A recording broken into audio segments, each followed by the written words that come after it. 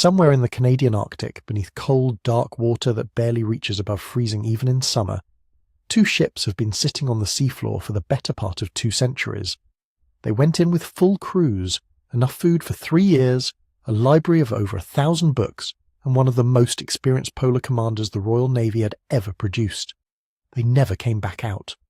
128 men sailed into the ice in the spring of 1845, and not a single one of them survived to tell the story.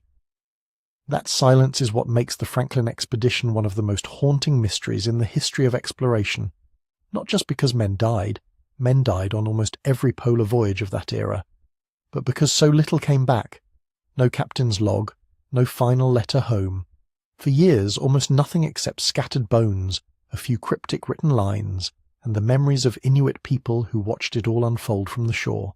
The two ships were HMS Erebus and HMS Terror, Royal Navy vessels that had already been to the ends of the earth before this voyage.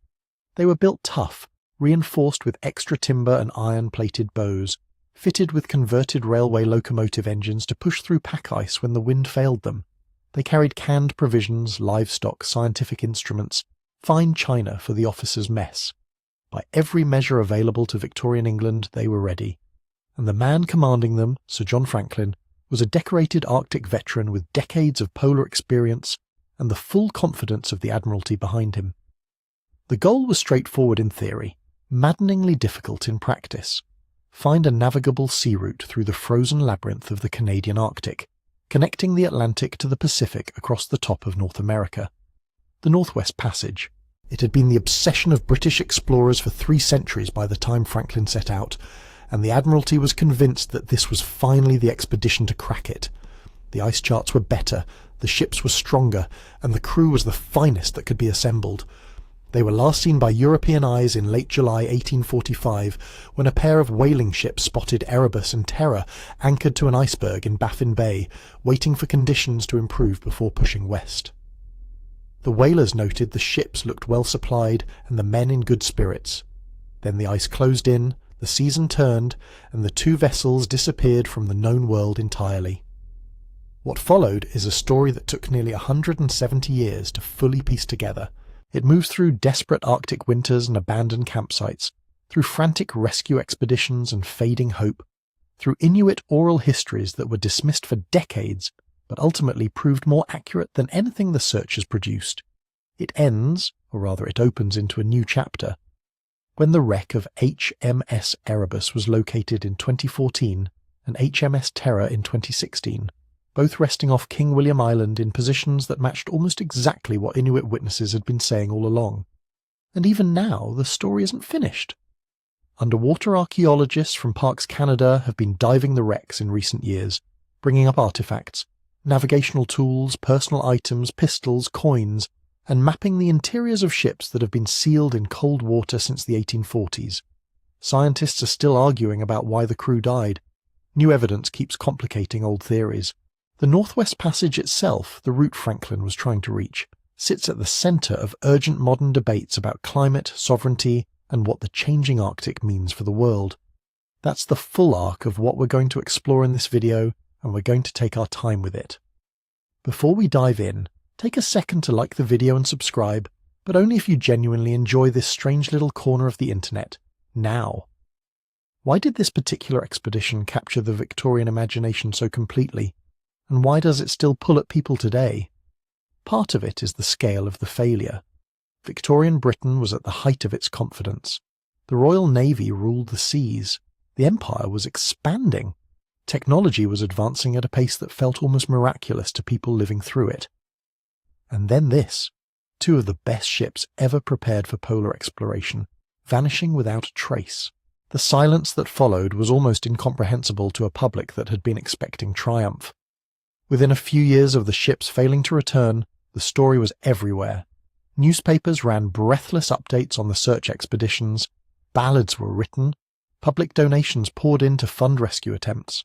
Lady Jane Franklin, the commander's wife, became one of the most persistent and politically savvy advocates for finding her husband, refusing for years to accept that he was gone.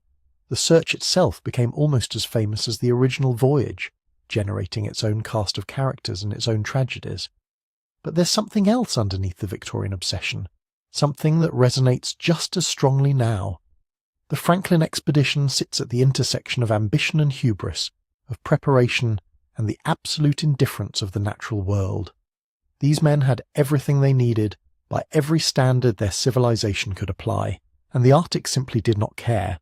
It took them anyway. There is also, running quietly through the whole story, a question about whose knowledge we trust. Inuit communities in the region knew things about the expedition's fate that European searchers spent decades ignoring. The answers were there, spoken aloud, preserved carefully across generations, and largely set aside until the evidence became impossible to dismiss. That thread, the relationship between indigenous memory and Western science, runs all the way from the 1850s to the present-day dive seasons, and it changes how the whole story reads. So this is going to be a slow retelling. Not a highlight reel, not a list of facts. We'll follow the expedition from the docks at Greenhithe in Kent, through Baffin Bay and into the ice, through the long silence and the desperate searches, and all the way down to the seafloor where Erebus and Terror are still giving up their secrets.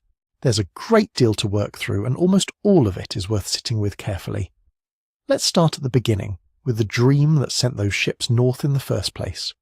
The dream, as dreams tend to be, began long before anyone had a realistic idea of the obstacles involved. The first serious English attempt to find a northwestern sea route to Asia came in 1576, when Martin Frobisher sailed out of England with 3 small ships and returned with little to show for it except some worthless ore he mistook for gold, and a vague conviction that somewhere up there a passage existed. That particular gamble failed, but the idea it represented proved far more durable than any single expedition. Over the following 3 centuries, the Northwest Passage became something close to a national fixation, especially for Britain, attracting enough attention, enough ambition, and enough money to outlast generation after generation of failure. To understand why, you have to think about what the world looked like from London in those centuries. Asia was the engine of global trade. The spices, silks, teas, and porcelains of India and China were the most valuable commodities moving through the world's commercial networks, and whoever controlled the fastest routes to those markets held an enormous advantage. The established paths, around the southern tip of Africa or all the way around South America, were brutally long. A northern route across the top of the world, if it existed and if it could be navigated, would dramatically shorten the journey. It would cut months off the sailing time between the Atlantic and the Pacific, and in an era when time literally meant money, months were fortunes. So the commercial logic was real, even if it kept bumping up against the practical reality of what the Arctic actually was. But the commercial argument was never the whole story. As the centuries passed and British sea power grew, the appeal of the passage shifted and expanded. A route that Britain could claim to have discovered, mapped, and opened would be a route that Britain could plausibly argue it controlled. Naval power in the age of sail ran on geography, on the ability to move fleets quickly through strategic corridors, and a northern sea lane connecting the 2 great oceans would extend British reach in ways that went far beyond any single cargo of tea. The strategic argument layered on top of the commercial one and made the whole enterprise feel even more urgent. And then there was the third appeal, which in some ways proved the most powerful of all, science. The Arctic, through the 18th and into the 19th century, was genuinely unmapped. Vast stretches of the Canadian island archipelago appeared on charts as blank space, or not at all. The Earth's magnetic North Pole sat somewhere up there, poorly understood and incompletely measured. The movement of ice, the behaviour of currents, the depth and character of the polar seas, all of it was either unknown or known only in fragments.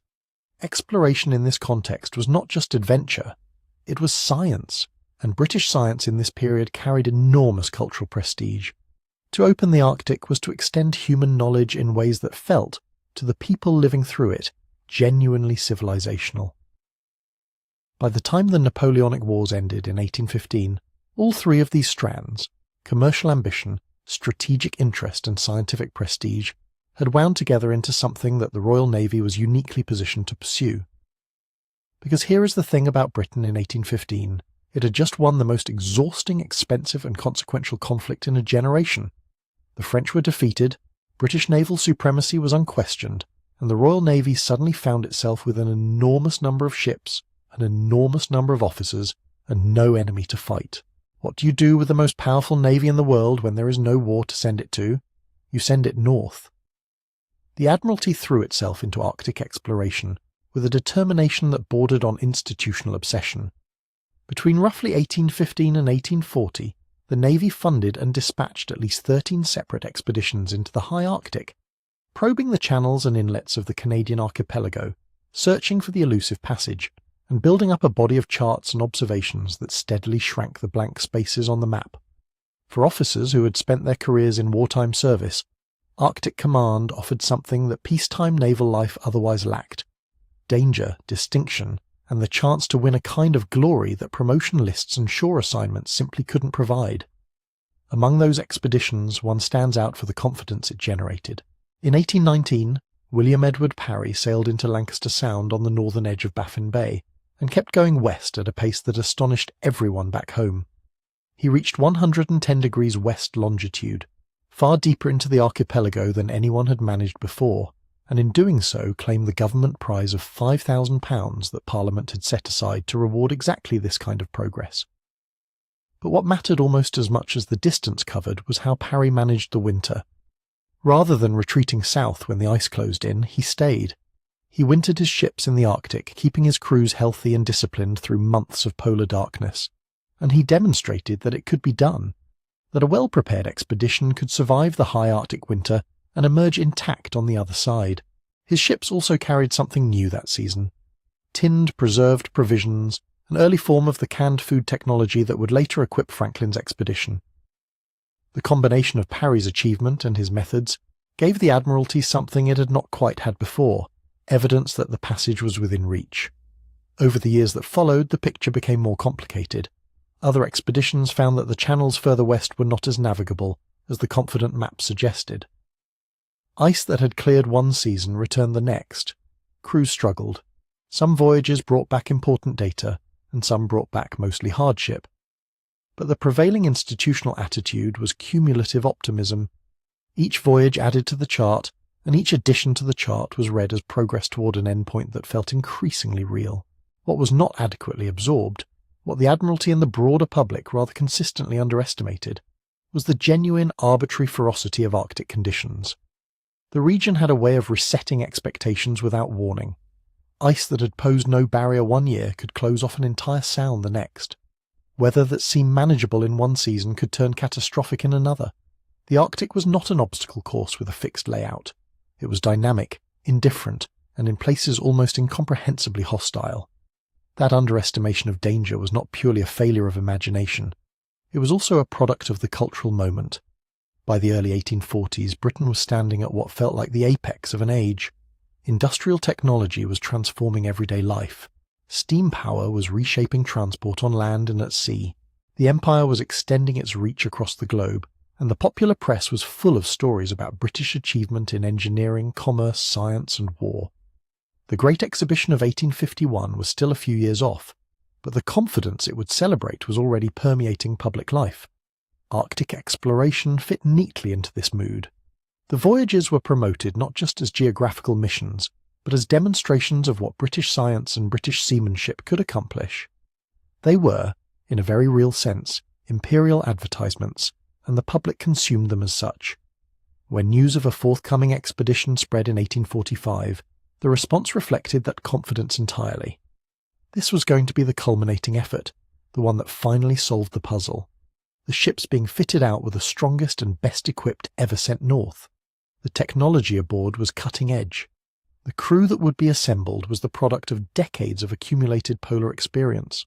Everything about the framing of the enterprise suggested not just hope but expectation, and that expectation was widely shared. In retrospect, what is striking is how little room the public conversation left for the possibility of catastrophe. There was awareness that the Arctic was difficult. Nobody who had read the voyage accounts could entirely miss that. But the dominant register was anticipation, not anxiety. The Admiralty was backing the mission. The newspapers were enthusiastic. The scientific community was engaged. The technology was ready. All that remained was to go and do it. That optimism would shape not just the departure of the expedition, but the long and agonizing process that followed when the ships failed to return. Because part of what made the silence so hard to accept when it finally fell and refused to lift, was the contrast with everything that had been expected. The dream had felt so close. The departure had felt so certain. And somewhere in the ice, the gap between that certainty and the Arctic's actual character had swallowed 128 men whole. But in the spring of 1845, none of that was visible yet. What was visible was the spectacle of two formidable ships being prepared for the most ambitious polar voyage in British history, under the command of a man who embodied, in the public mind, everything the enterprise stood for. Who that man was, and what had shaped him, is where the story goes next. Sir John Franklin was 59 years old when the Admiralty gave him command of the expedition, and the fact that anyone considered him a plausible choice tells you something important about the culture that produced the mission. He was not by that point a man whose physical prime was ahead of him. Some in the Navy had reservations. There were younger officers, fitter candidates, men whose most recent Arctic experience was less distant. But Franklin carried a weight of association that counted for more than age on a medical chart. He had fought at the Battle of Copenhagen and served under Nelson at Trafalgar. He had led 2 overland surveys of the Canadian Arctic coast in the 1820s, mapping hundreds of miles of coastline under genuinely punishing conditions. He had been knighted. He wore the history of British polar ambition on his uniform, and in 1845 that history felt like qualification enough. What got somewhat less attention was the complicated middle of his career. His earlier Arctic overland expeditions had not been triumphs of clean efficiency. The first, in the early 1820s, had ended with starvation, the deaths of several men, and rumours of murder and cannibalism that Franklin himself never fully addressed in his published account. He survived and was celebrated anyway, partly because the public preferred the heroic frame, and partly because survival in the Arctic was itself remarkable enough to generate credit regardless of the circumstances. His time as Lieutenant Governor of Van Diemen's Land, what is now Tasmania, had been less charitable. He clashed with his colonial secretary, was recalled early, and returned to England with his administrative reputation damaged. The Arctic Command came in part as a kind of restoration, a final chapter that would redeem the mixed record and add a definitive achievement to the ledger. Franklin knew that, and the men who appointed him knew it. What it meant for the expedition's psychology is harder to say, but it is worth holding in mind as you follow what happened next. The social world aboard the 2 ships was, in almost every respect, a floating extension of the Royal Navy's rigid hierarchy. At the top sat Franklin himself, aboard HMS Erebus, the expedition's flagship. His second in command was Captain Francis Crozier, an Irishman from Banbridge who commanded HMS Terror, and who was, by almost any measure, the more practically experienced Arctic officer of the 2. Crozier had served on Parry's voyages in the 1820s and had been part of James Clark Ross's Antarctic expedition in the early 1840s, the very voyage that had first proven Erebus and Terror in extreme polar conditions. He was steady, technically excellent, and somewhat melancholy by temperament. He had proposed marriage to Franklin's niece before the expedition sailed and been turned down, a detail that feels small until you remember that Crozier would eventually be the last commanding officer alive, responsible for whatever decisions were made in the final desperate weeks. Commanding Erebus directly under Franklin was James Fitzjames, a younger man who had distinguished himself in naval service, and whom Franklin seems to have genuinely liked. Fitzjames was confident, articulate, and good at the social performance of command. He wrote letters home that crackle with energy and observation. Below these senior figures came a full tier of lieutenants, masters, surgeons, assistant surgeons, engineers, and mates, and below them the seamen, Royal Marines, stokers, and ship's boys. The muster books included a remarkable range of specializations. There were ice masters who had sailed northern waters before, surgeons carrying the latest medical knowledge the Navy could provide, and at least one pet monkey whose presence says something cheerful about the atmosphere in the early weeks. The total complement ran to around 128 men, though records vary slightly, with some sources giving the number as high as 134. Whichever figure is correct, these were not a small crew making do. This was a serious naval force. The ships themselves deserved the confidence placed in them, at least on paper. Erebus and Terror had not been chosen arbitrarily. They were, at the time of the expedition's fitting out, among the most seasoned polar vessels afloat. Both had already survived conditions that would have broken most ships. In the mid-1830s, Terror had been badly damaged in Arctic ice in the frozen strait, and barely made it home. In the early 1840s, both ships had sailed south with James Clark Ross on his landmark Antarctic expedition, pressing deeper into southern polar waters than any expedition before them, threading through ice fields and surviving storms that gave the hulls exactly the kind of testing no dry dock could replicate. They came back proven. For the Franklin expedition, both vessels were extensively refitted at Woolwich Dockyard with a determination that bordered on the thorough. Their hulls were reinforced with additional planking and fitted with up to 20 feet of iron sheathing at the bow, designed to absorb and deflect the pressure of pack ice. Internal iron frames were added for structural rigidity. The decks received extra layers of planking, and the interiors were fitted with ducted heating systems designed to push warm air through the living quarters, a significant advance on what earlier expeditions had endured. Optical devices were installed to bring more light below decks during the long winter months. Desalinators capable of extracting fresh water from seawater were included, reducing the expedition's dependence on ice or snowmelt. Most significantly, each ship received a locomotive-type steam engine, adapted from railway technology and installed with a retractable screw propeller. These engines produced roughly 25 horsepower and could push the ships to approximately 4 knots under steam alone. Modest by any standard, but meaningful in conditions where a sailing vessel caught in shifting ice might need to manoeuvre against the wind. The coal supply was deliberately limited since the engines were intended as backup and emergency tools rather than primary propulsion, but their presence gave the expedition a degree of mechanical independence that no previous Arctic voyage had carried. To the people who built these ships, and to the people who would read about them in the newspapers, the combination of reinforced hulls and steam propulsion felt like the answer to the ice problem. Technology had been brought to bear on the Arctic, and the Arctic was expected to yield. The provisioning told a similar story of calculated confidence, scaled up to match the ambition. The ships were loaded with roughly 3 years' worth of supplies, a figure that signals not just caution, but institutional belief in the expedition's duration. There was flour, salted meat, and enormous quantities of canned preserved food, around 8,000 tins of provisions including soup, vegetables and meat, along with some 500 kilograms of tinned pemmican. 4 tons of lemon juice was stowed to ward off scurvy, a lesson hard-earned from earlier voyages. Chocolate, wine, spirits, and tobacco completed the picture of a crew that was not expected to improvise its way through the journey. The scale of the food supply was itself a kind of declaration, a statement that Britain was serious, prepared, and in control. The canned provisions in particular carried symbolic weight beyond their caloric content. Canning technology was still relatively new, and its application to long-distance provisioning was a point of genuine pride in industrial Britain. The tins were a physical embodiment of the Victorian faith in manufactured solutions to natural problems. You could pack the technology of the modern age into a tin can and carry it to the edge of the world, and it would be waiting for you when you needed it. What the expedition's planners did not know, and could not easily have known, was that some of those tins had been produced hastily and imperfectly, with sealing methods that would later be implicated in at least partial food spoilage. Whether this contributed directly to the men's eventual fate remains a matter of ongoing scientific debate. But the irony is worth naming. The very objects that symbolized modern confidence may have been carrying problems sealed inside.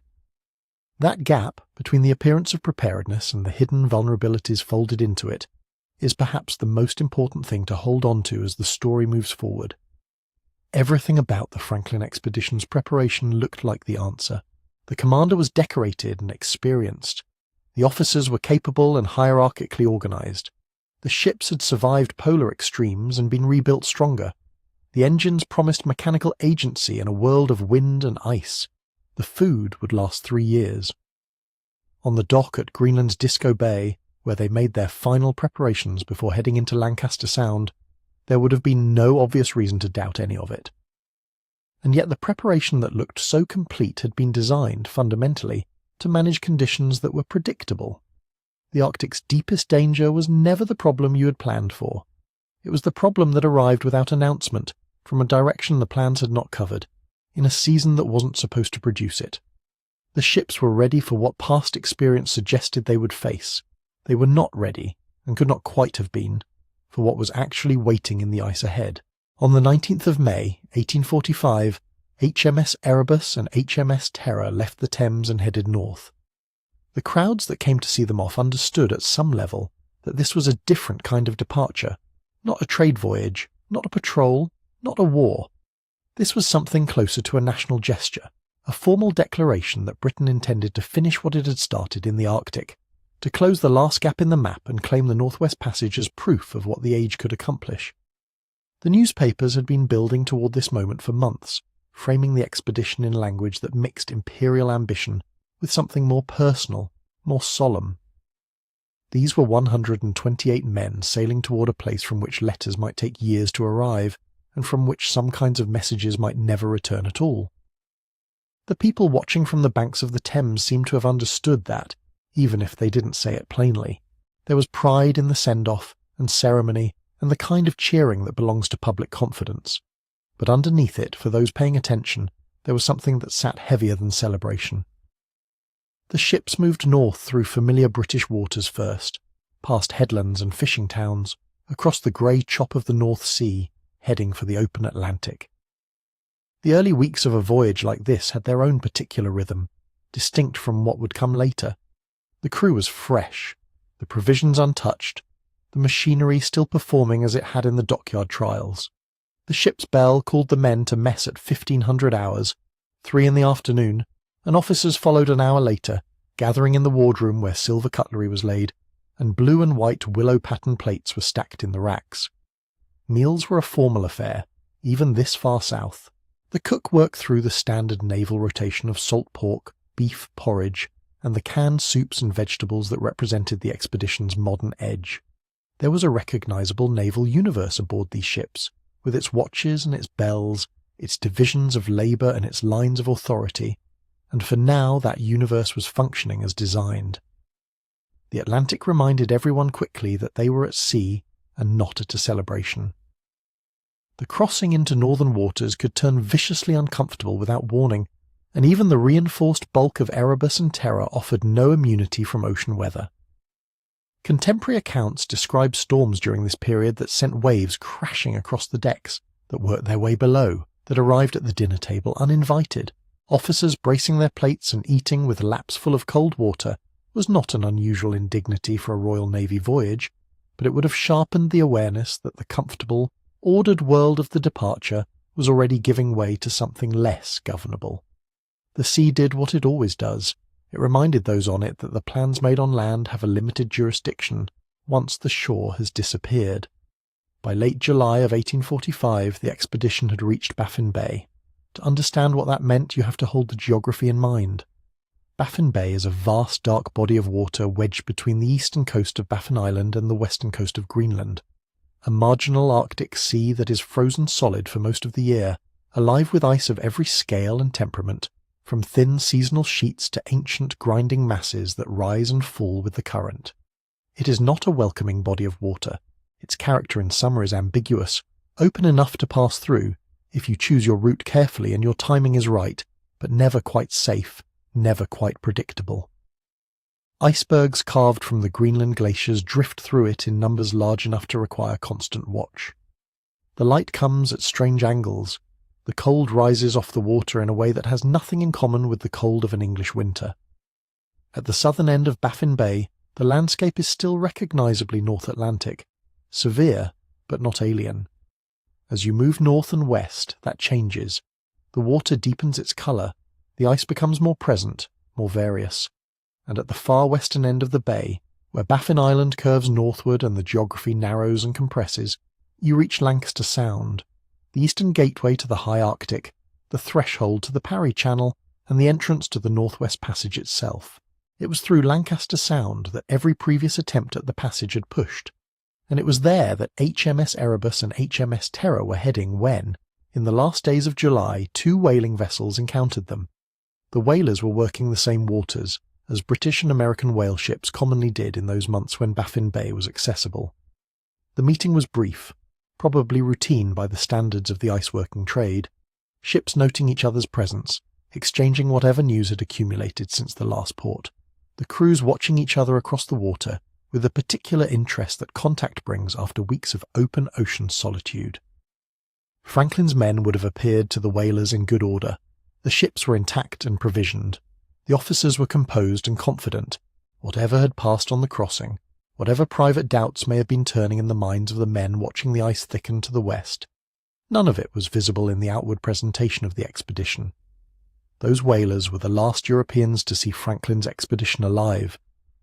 It is worth pausing on that sentence, not for dramatic effect, but because it captures something precise about the nature of the catastrophe that followed. There was no single moment of disaster that the historical record can point to. There was no collision, no storm, no fire observed by outside witnesses. There was a sighting in Baffin Bay, and then there was silence. The ships moved west toward Lancaster Sound, passed behind the geography of the high Arctic, and that was the end of the confirmed record from the European world's perspective. What followed, the wintering, the ice, the abandonment, the long dying, would have to be reconstructed from fragments, from a note found years later in a cairn of stones, from artifacts scattered across a landscape of rock and snow, and from the memories of Inuit people whose ancestors had watched these strangers moving through their world and had tried, in ways that weren't heard for decades, to say where they had gone and what had happened to them. But in that last moment of the Baffin Bay sighting, all of that was still ahead. The ships were sailing well. The engines were ready if the wind failed. The stores were full. 8,000 tins in the holds, 36,000 pounds of flour, barrels of salt beef, supplies of lemon juice and chocolate and tobacco, enough by every calculation to last 3 years and more. Live animals were still aboard, providing fresh meat and a strange kind of domesticity at the margins of the world's most inhospitable geography. The officers' mess was still set with the silver cutlery and the willow pattern plates. The ice masters were at their posts reading the water ahead with the accumulated experience of men who had done this before. Lancaster Sound opened to the west, wide and cold and full of the Arctic light that distorts distances and makes the ice look both closer and farther than it is. The ships moved toward it. The whalers watched them go, and then Erebus and Terror disappeared into a part of the world that would hold its secrets for a very long time. Lancaster Sound drew them deeper into the Arctic through the summer of 1845, and by late July the expedition had reached a small, desolate island on the south shore of Devon Island, a place called Beechey, named for an earlier Royal Navy officer who had surveyed these waters in the 1820s. It offered what the Arctic rarely did: a sheltered harbour, a beach of gravel and flat stone, and enough protection from the moving pack ice to make it a plausible place to stop. Franklin's men anchored their ships and began the slow, methodical work of settling in for winter. By December of 1845, the ice had closed around them completely. There was nothing unusual about that.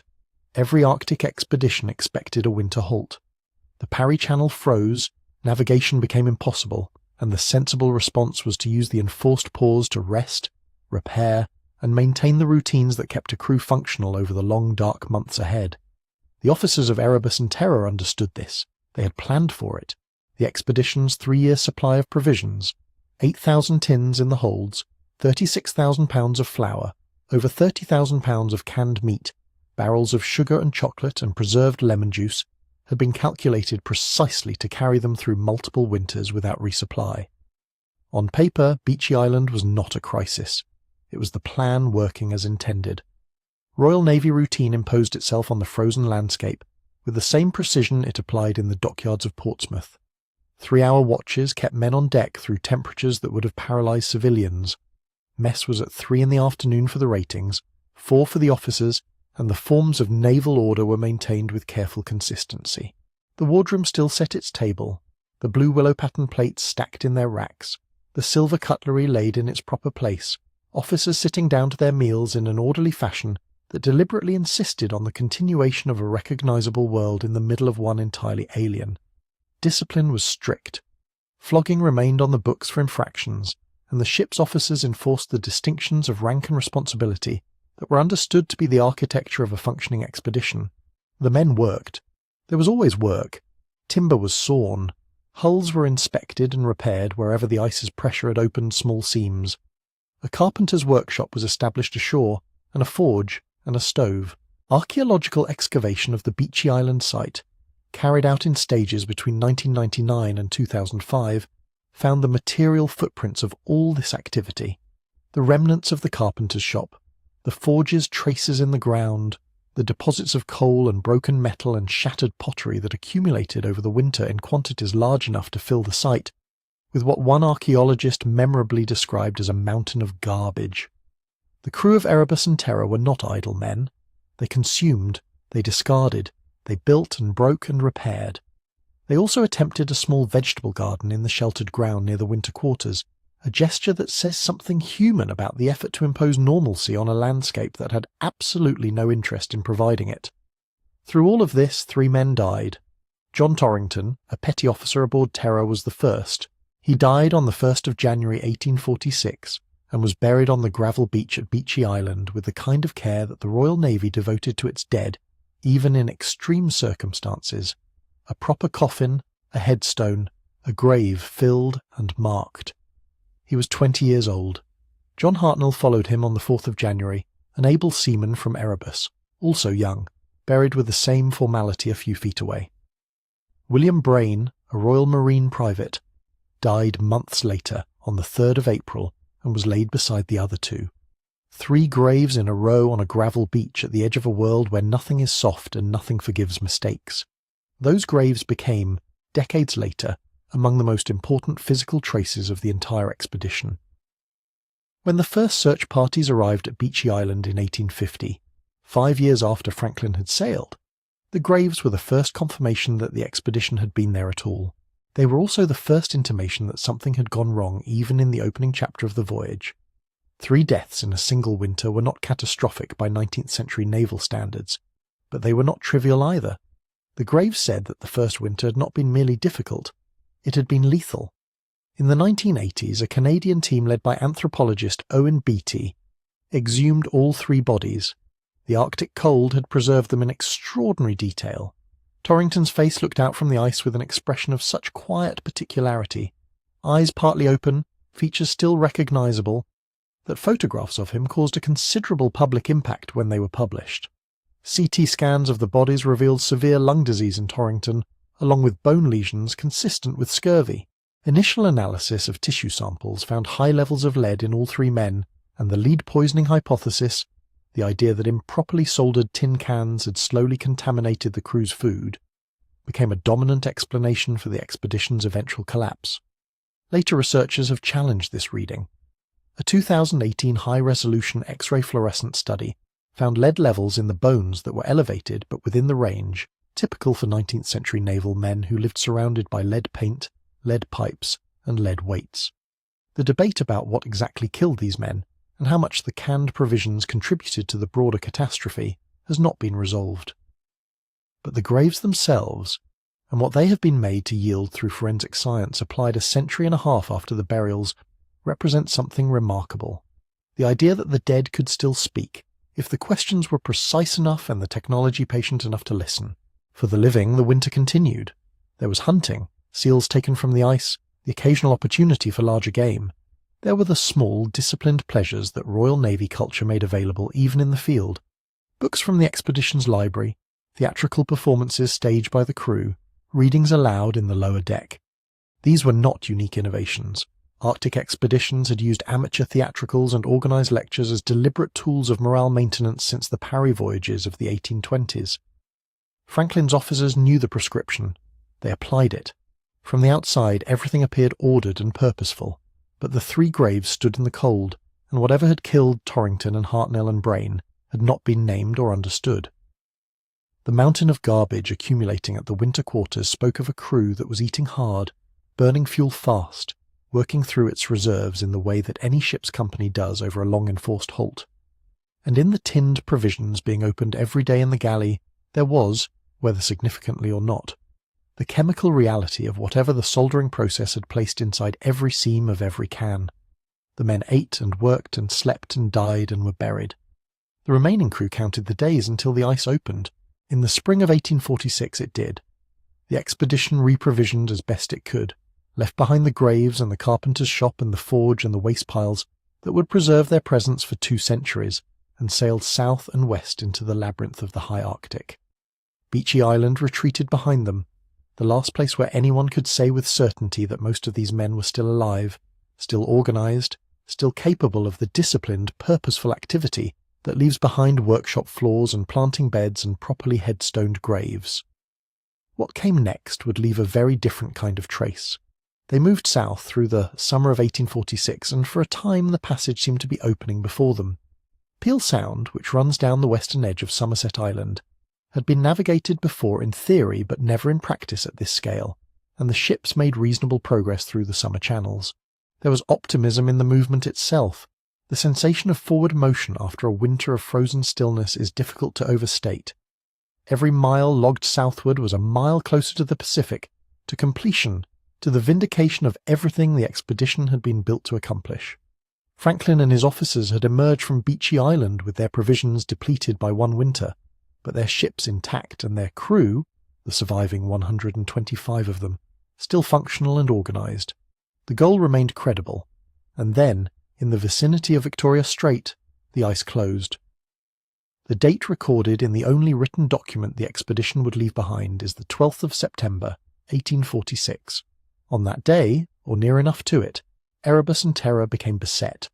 The word the Royal Navy used for a ship held immovably by ice on all sides, unable to manoeuvre, unable to retreat, unable to advance.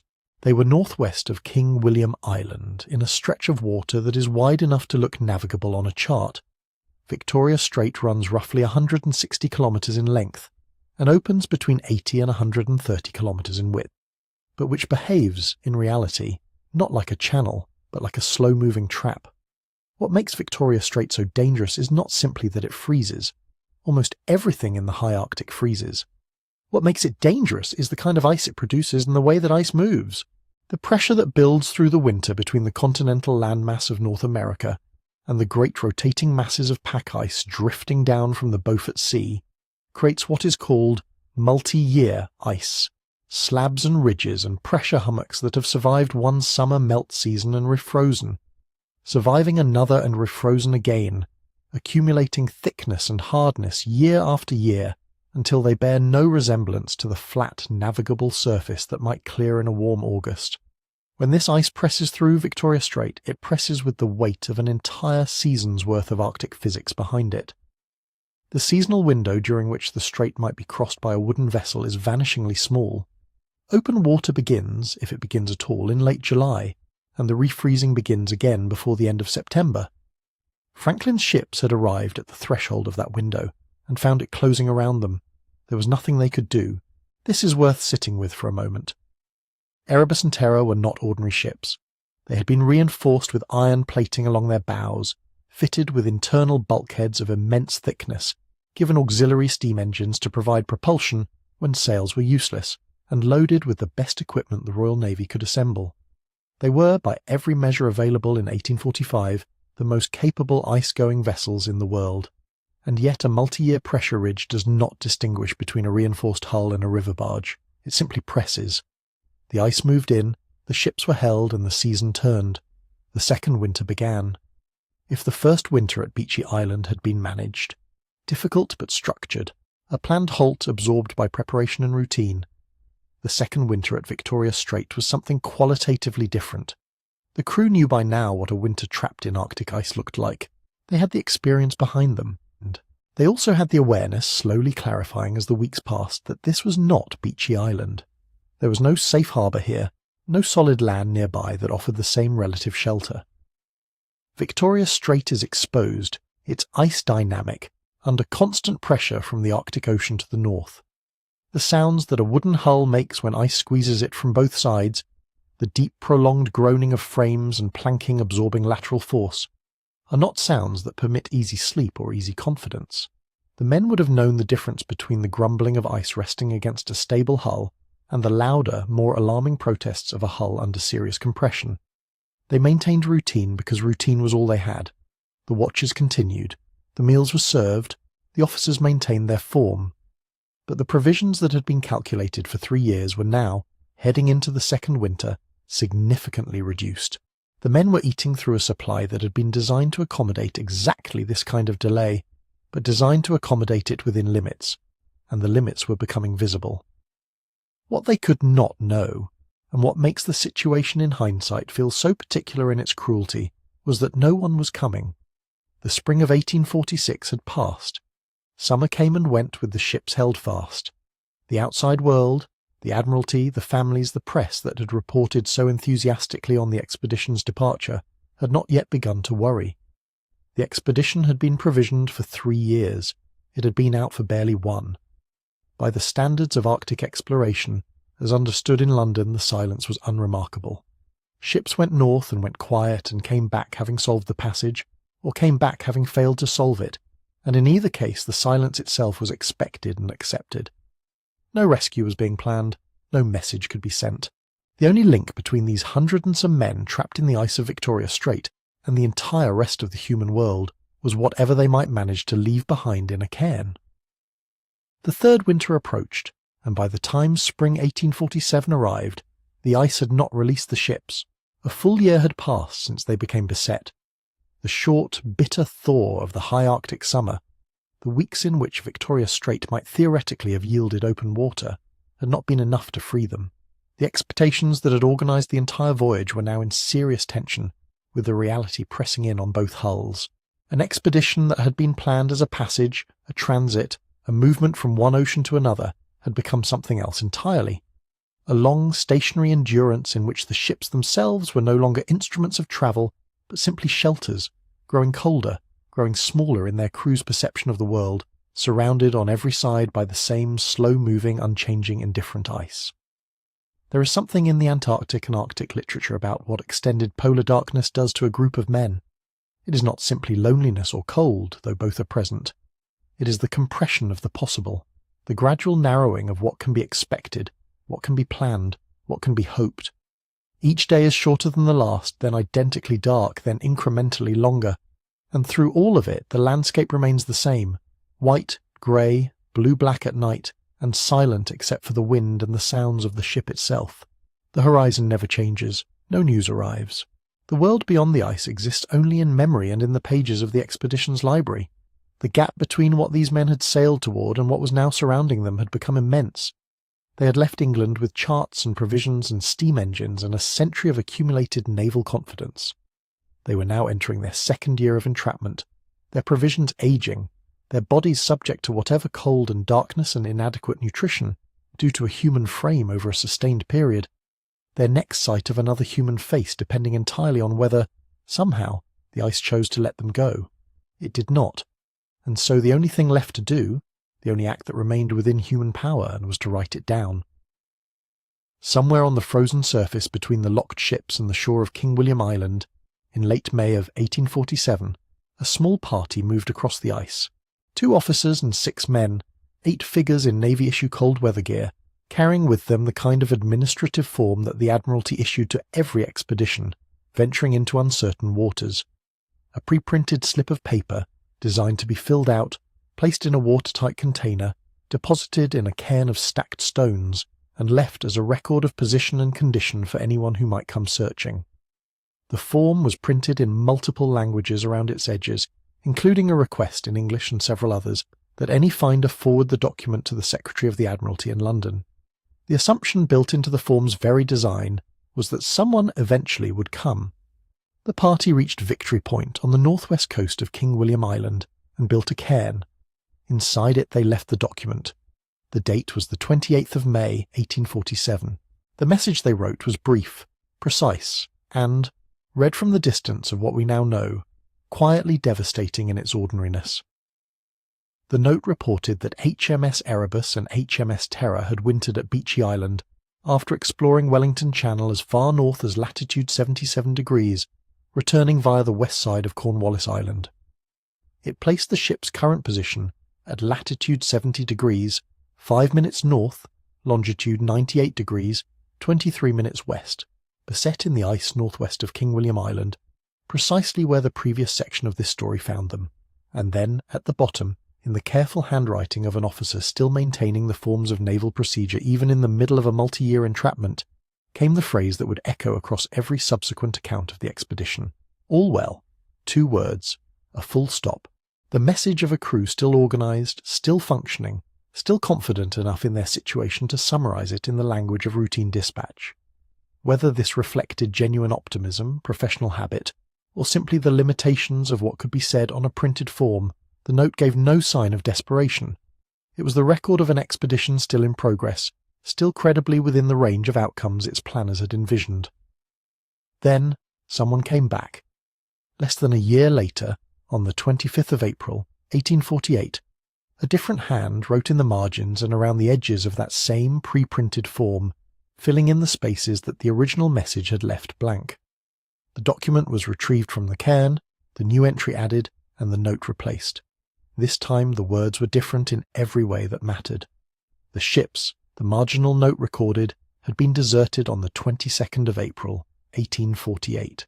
They had been beset since the 12th of September, 1846, a year and a half locked in the same ice, through 2 complete Arctic winters, with no release. The ships lay 5 leagues north-northwest of the cairn, still held where the ice had taken them. 105 souls had come ashore under the command of Captain Francis Rawdon Moira Crozier, who had assumed command of the entire expedition.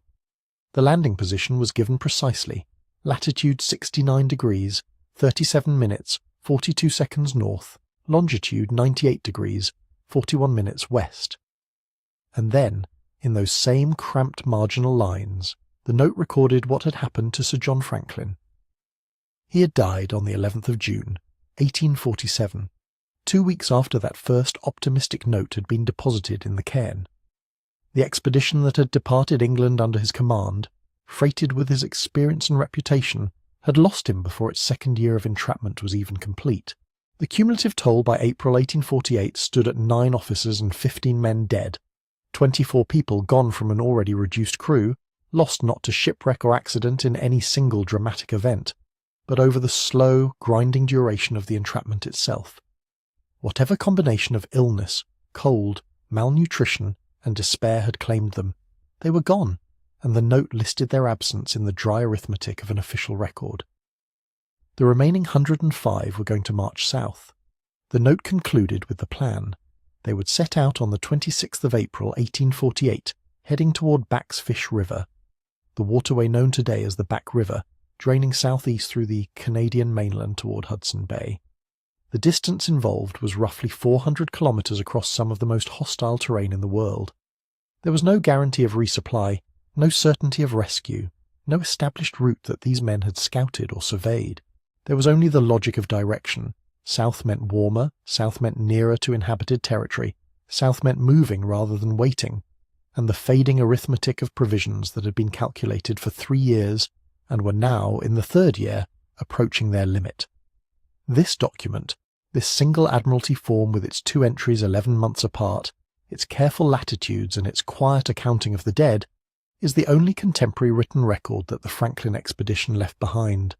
Everything else we know or believe or argue about its fate comes from physical evidence, from Inuit testimony gathered years later, from the bones and artefacts that searchers found scattered across the ice and shoreline of King William Island. But this note is the only place where the expedition speaks directly, in its own words, in the language of people who were still alive, and still trying to tell someone where they were and what had happened to them. There is something in that specificity that makes the document feel unbearably present even now. The coordinates are not approximate. They are precise to the second of arc, the habit of navigation so thoroughly internalized that even in the margin of a distress record the officers wrote down exact positions. The dates are precise, the numbers are exact. 9 officers, 15 men, 105 souls remaining, 26th of April they would march.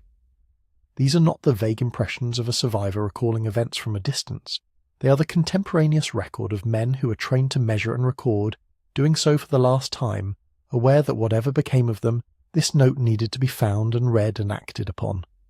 It was found in May 1859, 11 years later, by a search expedition under Francis Leopold McClintock, who had been sent to the Arctic specifically to look for traces of Franklin's crew.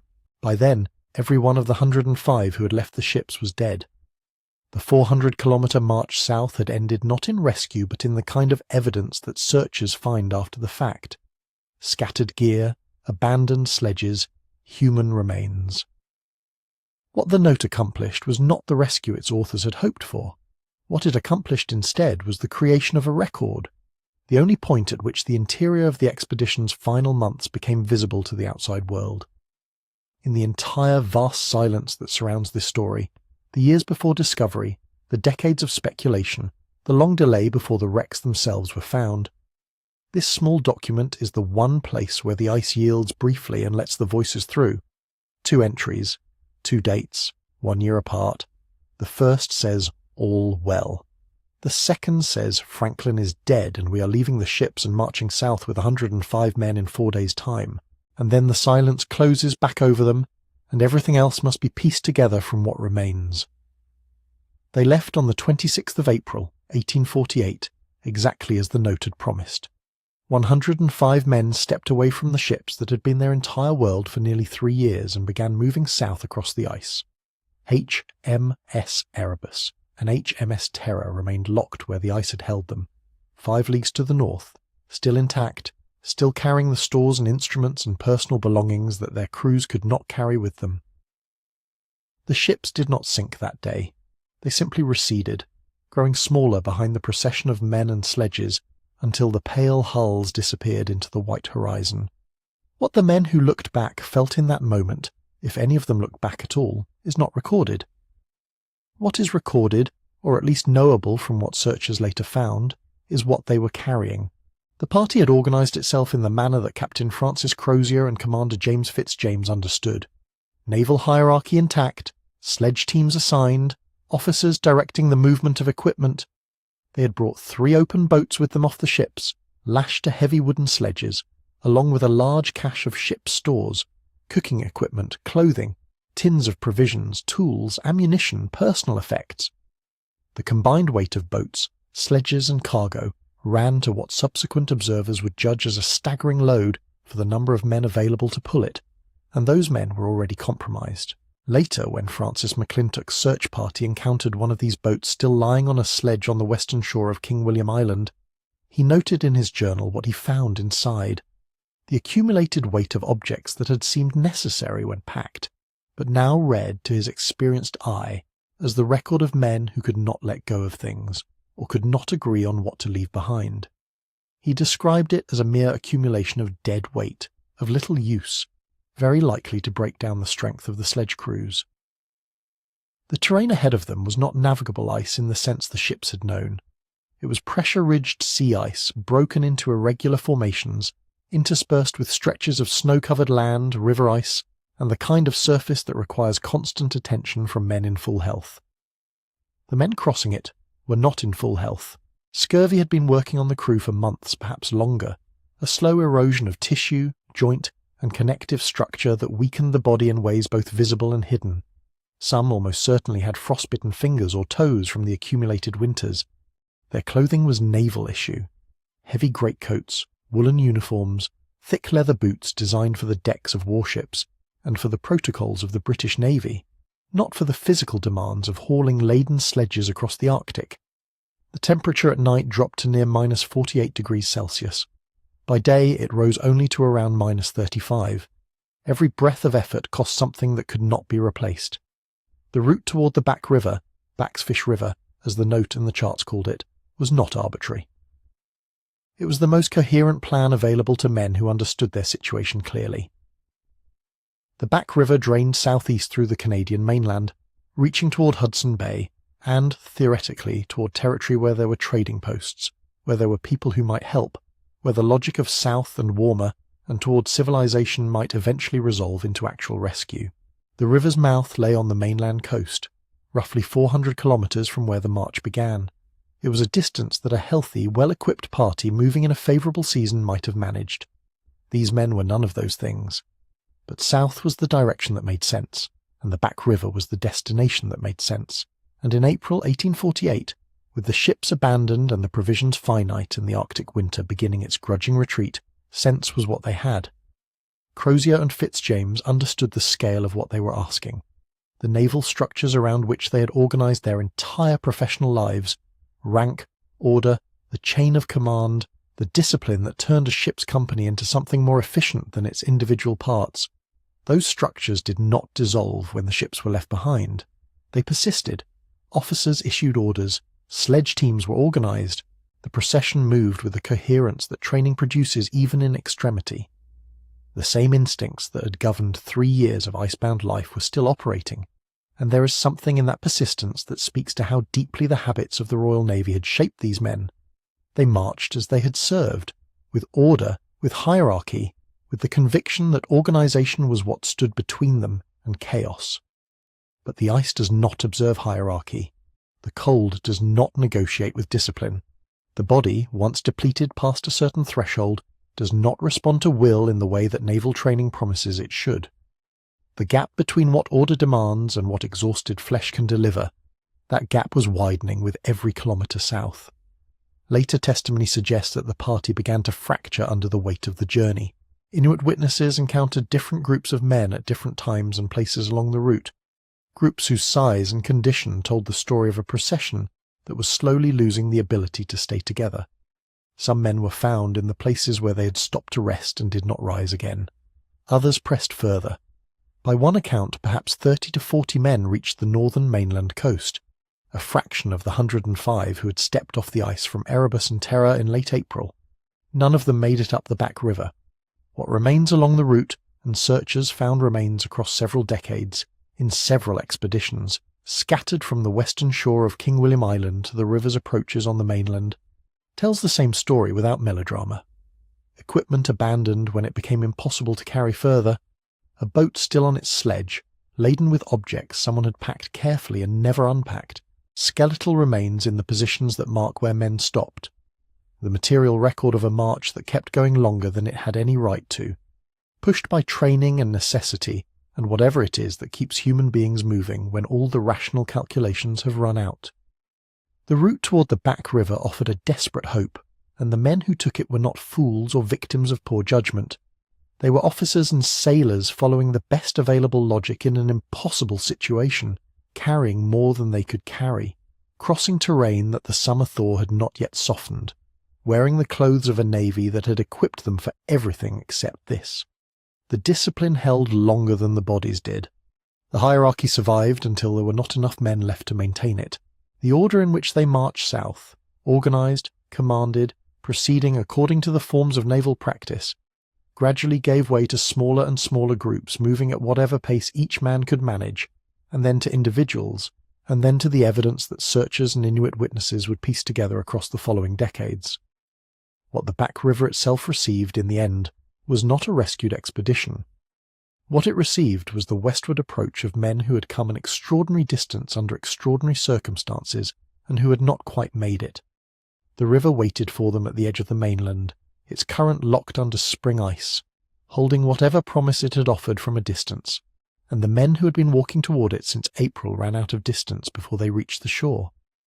But they were not the last people in the Arctic who knew where they had been or what had happened to them. Along the route they had travelled, other eyes had watched, other memories had formed, and those memories, kept alive in a different tradition entirely, would eventually become one of the most important sources of evidence the modern world would have for understanding what the Franklin expedition had actually become.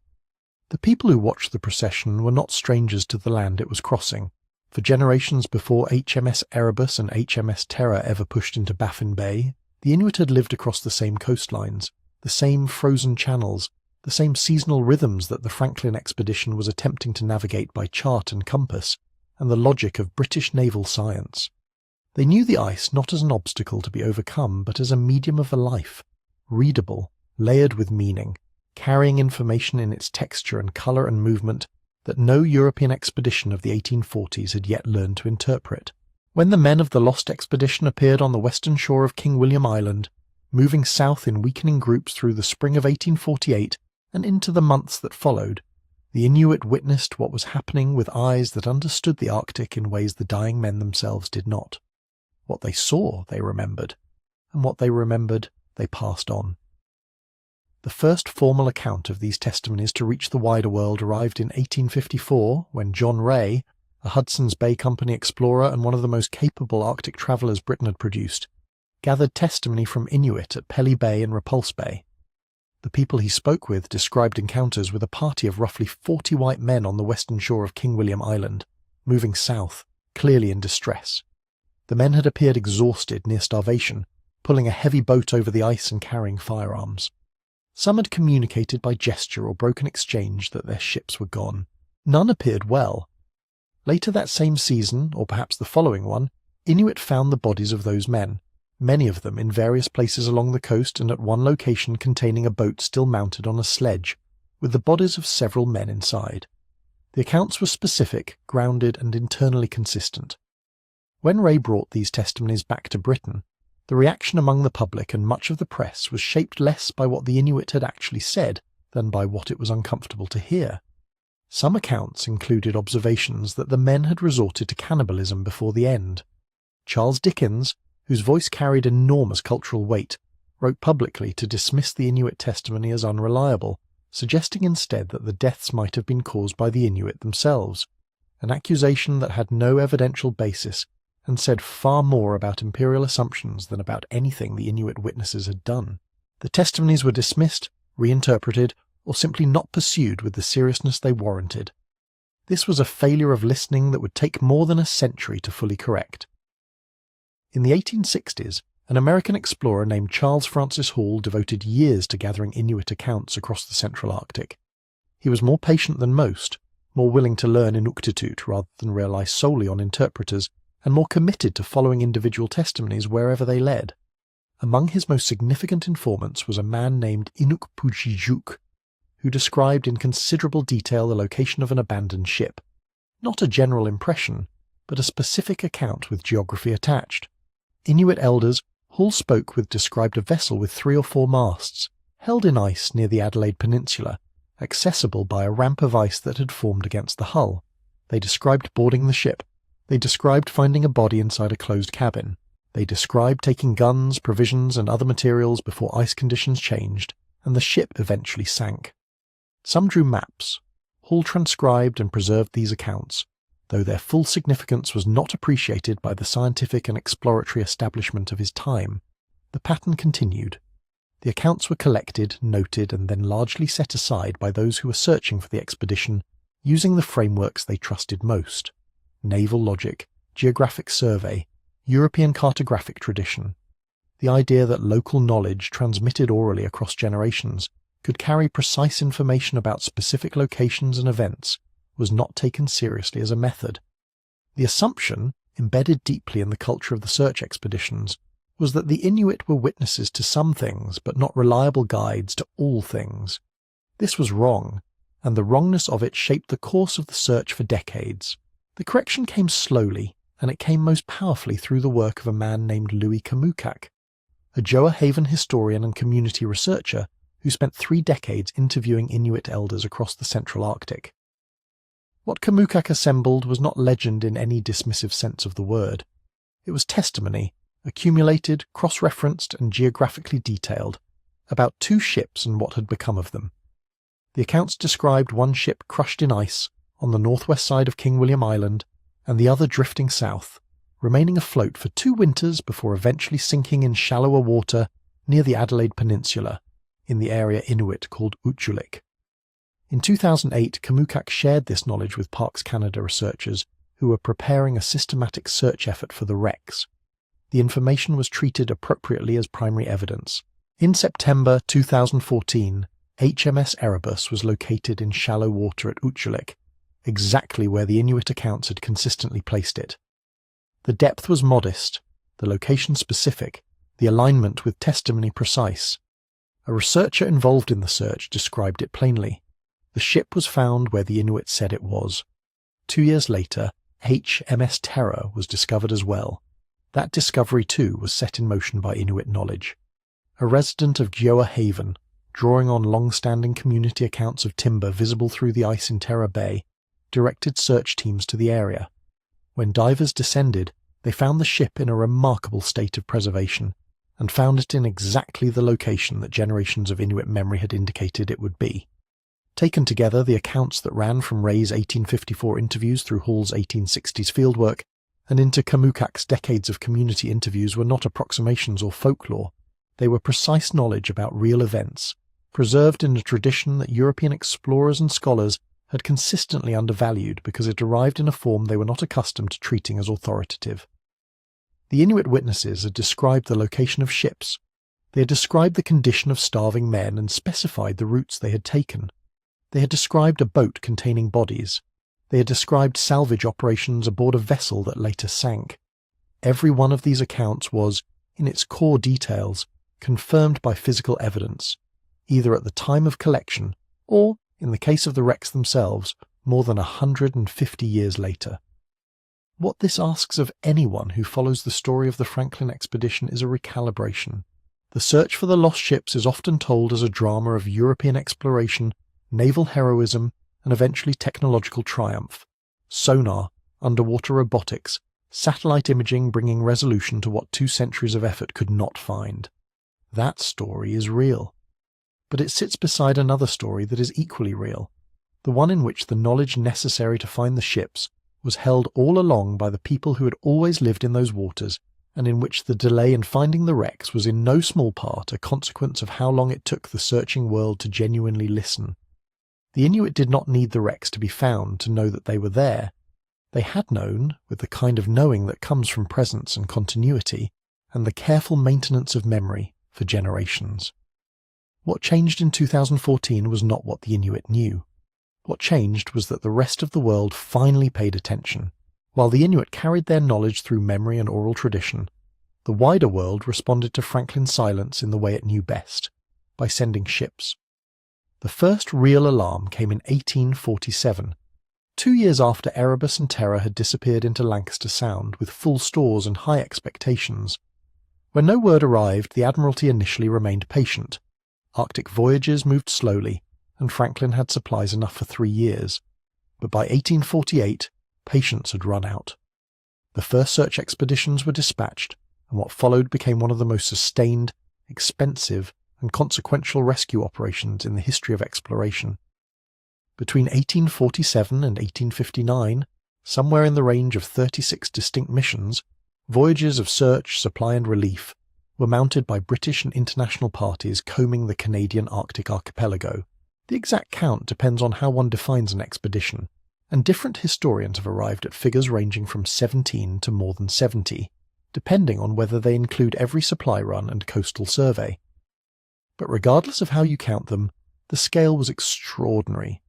Men were sent back again and again into the same ice that had swallowed Franklin's crews, with orders to find what the ice had taken.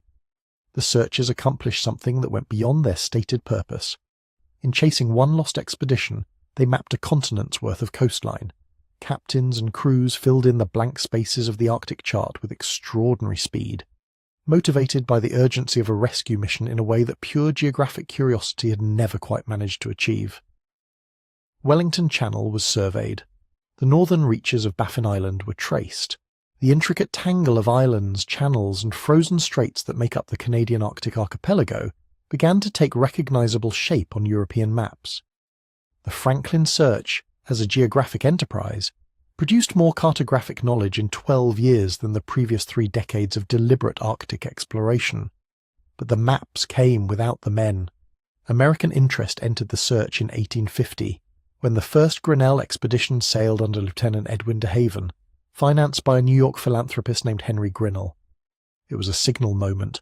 The involvement of a foreign nation in what had been a British affair suggested that Franklin's disappearance had already grown into something beyond a naval matter. De Haven's expedition surveyed Wellington Channel and Lancaster Sound, reaching Beechey Island in 1850, where search parties found the graves of 3 men, John Torrington, John Hartnell, and William Brain, along with the scattered debris of a winter encampment, canvas, tin cans, rope, the remnants of an observatory. The first hard evidence that Franklin's people had been there, had survived at least 1 winter, and had pressed on southward. It was not rescue, it was archaeology. And it deepened the mystery considerably, because the evidence confirmed the expedition had existed and travelled, while revealing nothing about what had happened next. Throughout all of this, one figure sustained the search's momentum more than any other, and she did it from land, not from the deck of any ship. Jane Franklin, Lady Franklin, as the press and the public came to address her, had been the expedition's most visible supporter before it departed, and she became its most tenacious advocate after it vanished. She wrote letters, she lobbied the Admiralty, she cultivated public sympathy and political pressure with a patience and persistence that outlasted the interest of most official bodies. When the Admiralty's enthusiasm for funding searches began to wane, she filled the gap herself. In 1850, she personally funded a private search expedition under Captain William Penny. Later, in 1857, she sponsored the voyage of the Fox under Francis Leopold McClintock, a small ice-hardened schooner purchased and fitted out largely from her own resources, sent with specific orders to find whatever remained of her husband's expedition and bring back evidence that would speak for the men. It was McClintock's expedition that finally returned the note in the cairn, the Victory Point record that confirmed the ships had been abandoned in April 1848, that Franklin had died in June 1847, that 105 men had set out on foot. That document, scrawled in the margins of a standard naval form, was the closest thing to a last testament the expedition ever produced. Lady Franklin had waited almost 15 years for it. The relics came in fragments, assembled from multiple sources over many years. John Ray's 1854 overland journey had already brought back Inuit testimony and a collection of recovered objects, clothing, food tins, silverware, personal items that the Admiralty found sufficient to award him the £10,000 prize for solving the mystery. McClintock's crew found further relics on King William Island, a boat mounted on a sledge, 2 skeletons inside it, equipment and supplies and books that told a quiet story of a march that had gone badly wrong. American explorer Charles Francis Hall, who travelled to the Arctic repeatedly between 1860 and 1869, collected additional testimony and artefacts. Frederick Schwatka, an American Army lieutenant, led an expedition in 1879 that added more graves, more fragments, and a more detailed reconstruction of the march's later stages. Every expedition returned with a piece of the picture, none returned with the whole. What accumulated in the British public imagination during these years was not simply a story about a lost expedition. It became something larger and stranger, a national mythology. The press covered each new search with the intensity it brought to major political events. Lectures were given, pamphlets published, poems written. Charles Dickens, who had responded to Ray's reports with such imperial defensiveness, later turned the loss into theatrical drama. By the mid-1860s, Franklin's name had taken on a quality that went beyond biography. He stood for something, for British courage in the face of nature, for sacrifice at the edge of the known world, for the civilizing impulse carried to its outer limit. In 1866, a bronze monument by sculptor Matthew Noble was unveiled in Waterloo Place in London. Franklin is depicted in naval uniform, steady and unreadable, the embodiment of Victorian heroic composure. The inscription credited him with the discovery of the Northwest Passage, a claim that is complicated at best since the route was never navigated and the ships never completed it, but one that the culture needed to make in order to give the loss a shape it could bear. The monument said less about what Franklin had actually accomplished than about what Victorian Britain required him to represent. A national hero needed a discovery. A sacrifice required a purpose. The fact that the passage had not been traversed, that the men had died without reaching their goal, was quietly reframed as triumph through endurance, proof that British explorers had pushed further than anyone, even if the ice had pushed back. The unanswered questions were folded into the legend rather than allowed to undermine it. That the answers lay partly with the Inuit, already gathered and available to anyone willing to listen, was not part of the story that the monument told. And so 2 things existed simultaneously in the decades after 1848. A slow accumulation of actual evidence, fragmentary and incomplete but real, gathered from relics and testimony and the physical traces of the march, and a cultural narrative that grew faster and more elaborate than the evidence justified, filling in the gaps with heroism and tragedy, in the proportions that the age found most usable. The searchers had mapped the Arctic. They had found graves and bones and silverware and notes in cairns. They had brought back enough to confirm the scale of the disaster without resolving its deepest questions, and in not resolving them, they had left space for something that outlasted every one of those 36 expeditions, the enduring pull of a mystery that the ice had not yet finished giving back. The bones told part of the story, not all of it, perhaps not even most of it, but enough to make clear that whatever happened to the men of Erebus and Terror in their final months, it was not peaceful and it was not swift. When researchers began conducting systematic forensic analysis of skeletal remains recovered from King William Island, what they found was a picture of extraordinary physical suffering.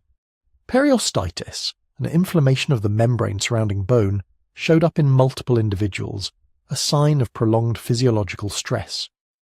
Dental disease was visible. Osteoarthritis appeared in joints that had been pushed far beyond what they were built to sustain.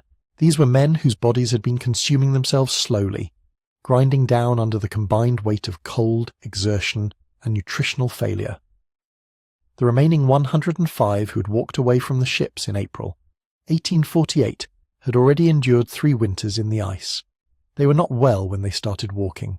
The bones confirmed what the circumstances already suggested. The question of scurvy, the disease that had haunted sailing expeditions for centuries, caused by severe vitamin C deficiency, is more complicated than it might first appear. Classic skeletal markers of scurvy include distinctive patterns of new periosteal bone formation, specific changes visible in the structure of ribs and long bones. In a number of the King William Island remains, these classic indicators were absent, which led some researchers to suggest that scurvy may not have been the dominant factor in every individual case, but this interpretation carries its own caveats. The sample of analysed remains is limited, the preservation of Arctic bone varies considerably, and the absence of classic markers in some individuals does not rule out severe nutritional deficiency across the group as a whole. It is entirely possible that scurvy weakened some men profoundly without leaving the specific bony fingerprints that forensic analysis looks for. The honest answer is that the skeletal record can tell us certain things with confidence and leave others genuinely unresolved. Then there is the evidence that proved most difficult for the Victorian public and for many later audiences to absorb. Approximately a quarter of the examined bones from King William Island bore cut marks. These were not the marks of animal activity or of natural fragmentation over time.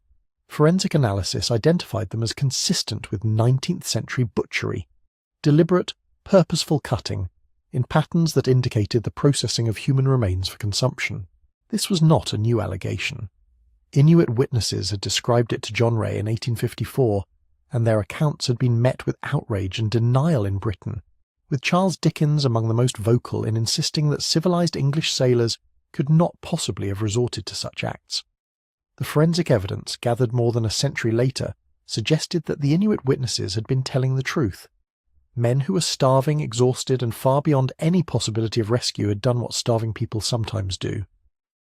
The bones recorded it plainly, and the record deserved to be stated plainly in return, without sensationalism and without euphemism.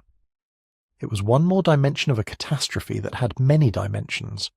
But of all the theories that have been proposed over the years to explain the expedition's collapse, none attracted more attention, or more subsequent controversy, than the lead poisoning hypothesis. It began with the forensic work of Owen Beatty and his colleagues in the 1980s, most visibly associated with the exhumation and examination of the 3 men buried on Beechey Island, Torrington, Hartnell and Brain, whose bodies had been preserved by permafrost in remarkable condition. Analysis of bone and tissue samples revealed elevated lead concentrations. Beatty and others pointed to 2 probable sources: the soldered seams of the expedition's tinned food supply, which had been sealed with lead-based solder, and the ship's freshwater condensate systems, which also incorporated lead in their construction. The theory was compelling in its elegance. Lead poisoning at high doses affects cognition, coordination, and judgment. It can cause irritability, confusion, and behavioral changes. If the expedition's leadership had been slowly poisoned over months or years, it might explain decisions that otherwise appeared inexplicable. Why the ships were held in position so long, why the march south began so late, why the route chosen seemed poorly suited to survival. Lead became, for a period, the master key that unlocked the expedition's failures. It was a persuasive story, and it shaped public understanding of the Franklin disaster for decades. Then, in 2018, a team of researchers applied a different and considerably more precise tool to the question. High-resolution confocal X-ray fluorescence analysis of bone microstructure allowed them to examine lead distribution at a level of detail that earlier methods simply could not achieve. The results were striking for what they did not find. Lead concentrations in the bones of Franklin crew members were not statistically higher than those typical for mid-19th century Royal Navy personnel generally. Men who had never sailed the Arctic, who had consumed the same broadly contaminated food supply that characterized industrializing British society, with its lead-lined pipes, lead-soldered vessels, and lead-based paints. The expedition's men were not uniquely poisoned. They carried the lead burden of their era, shared by millions of their contemporaries who lived normal lives and died of ordinary causes. This did not mean that lead played no role whatsoever in their deterioration, but it significantly undermined the argument that lead poisoning was the primary driver of the expedition's failure, or the specific cause of the cognitive and behavioural problems that researchers had attributed to it. The 2018 study did not settle the question, it repositioned it. What had seemed like a clear answer became contested again, and the field returned to a more uncomfortable but more accurate conclusion. There was probably no single cause. What the evidence taken together points toward is a catastrophic convergence of stresses rather than one clean fatal mechanism. Men who had endured 3 winters in extreme cold with diminishing food supplies, whose bodies showed the damage of prolonged physical strain, who were walking several hundred kilometres over sea ice toward a river that offered no guarantee of rescue, while carrying heavy sledges loaded with equipment that proved impossible to abandon. Those men were being destroyed by multiple forces simultaneously: nutritional collapse, exposure, exhaustion, possible zinc and vitamin deficiencies alongside or instead of classic scurvy, whatever contribution lead may or may not have made, and toward the end, for some of them, the unbearable reality of watching companions die with food still to be extracted from the situation. Each of these factors interacted with the others. The cold made starvation worse. Starvation made the cold more lethal. Physical collapse accelerated the deterioration of judgment. Deteriorated judgment produced decisions that accelerated physical collapse. The spiral was reinforcing and it was irreversible. This is a less satisfying explanation than lead poisoning, because it does not offer a single identifiable villain. No tin can, no soldering iron, no specific failure that could have been corrected. It offers instead a picture of cumulative disaster, of men ground down by the accumulation of everything that had gone wrong from the moment the ice closed around the ships. That kind of death is harder to narrate neatly and harder to assign blame for, but it is almost certainly closer to what actually happened. The bones then give us real and important information. They confirm suffering. They confirm starvation serious enough to drive men to acts that their society would have considered unthinkable. They do not confirm a simple story. The ice has never been much interested in simple stories, and neither, it turns out, has the evidence those 128 men left behind. For more than a century and a half, the Franklin expedition existed almost entirely as absence. There were bones, and there were objects scattered across the tundra of King William Island, and there were the accounts of Inuit witnesses whose words had been disputed, diminished, and only slowly rehabilitated over the long course of historical reappraisal. But the ships themselves, Erebus and Terror, the 2 vessels that had carried 128 men into Baffin Bay in the summer of 1845, remained beneath the water, out of reach, their interiors sealed and dark and cold. The story, however carefully researchers reconstructed it from fragmentary evidence, retained at its centre an enormous physical gap. The ships were the expedition, and the ships were gone. That changed on the 2nd of September, 2014. The research team working under Parks Canada's Arctic Archaeology program had been conducting systematic sonar surveys of the waters south and southwest of King William Island, guided by decades of accumulated evidence and, crucially, by something that the most rigorous Victorian searchers had never fully trusted: Inuit knowledge. For generations, Inuit oral tradition had maintained that European ships had gone down in these waters. The accounts were specific enough in their geography to constitute, for anyone willing to listen carefully, something close to directions. The day before the sonar contact that would change the story, a helicopter survey of a small island had turned up a rusted davit pintle and a wooden deck plug, artifacts consistent with Erebus's construction plans, in a location identified through the knowledge of an Inuit knowledge holder named Inuk Pujijuk, who had mapped the wreck's position based on oral tradition passed down through his community over decades. The land surface had already begun delivering confirmation before the water gave up its own. Then, the sonar returned its signal: a 2-story wreck sitting northeast of O'Reilly Island in approximately 30 metres of water. When the remotely operated vehicle descended and its cameras swept across the hull, they found a brass bell stamped with the broad arrow mark of the British government. Erebus. There it was. Not a rumour, not a theoretical reconstruction, not a scatter of bones on a gravel beach. The ship itself, upright on the seafloor, its hull substantially intact, its bell still hanging where it had been placed before any of the men aboard had imagined that the voyage would end this way. The reaction from the team was visceral and immediate. One researcher described it as feeling like winning the Stanley Cup. Another called it the best dive of his life. These were professional archaeologists trained to describe things in measured, methodical language, and the language broke down anyway, because what they were looking at defied the ordinary categories of archaeological discovery. This was not a ruin in the conventional sense. It was a ship. It had been a ship when it was lost, and it remained recognisably a ship after more than 160 years on the sea floor. The officer quarters were imageable. The bilge pumps were visible.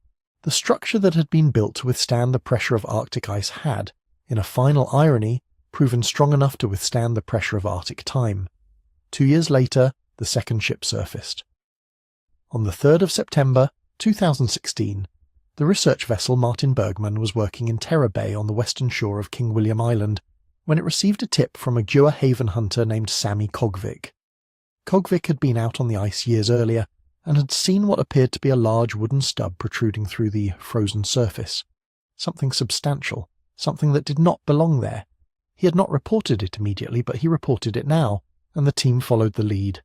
Sonar showed a 3-masted ship sitting upright on the seafloor at approximately 24 metres depth. Confirmation came on the 18th of September. HMS Terror, found in the bay that bore its name, in almost precisely the location where Inuit elders had long said a ship called Ugjulik had come to rest on the western shore of the island. This alignment between the oral tradition and the physical discovery was not coincidental, and it was not approximate.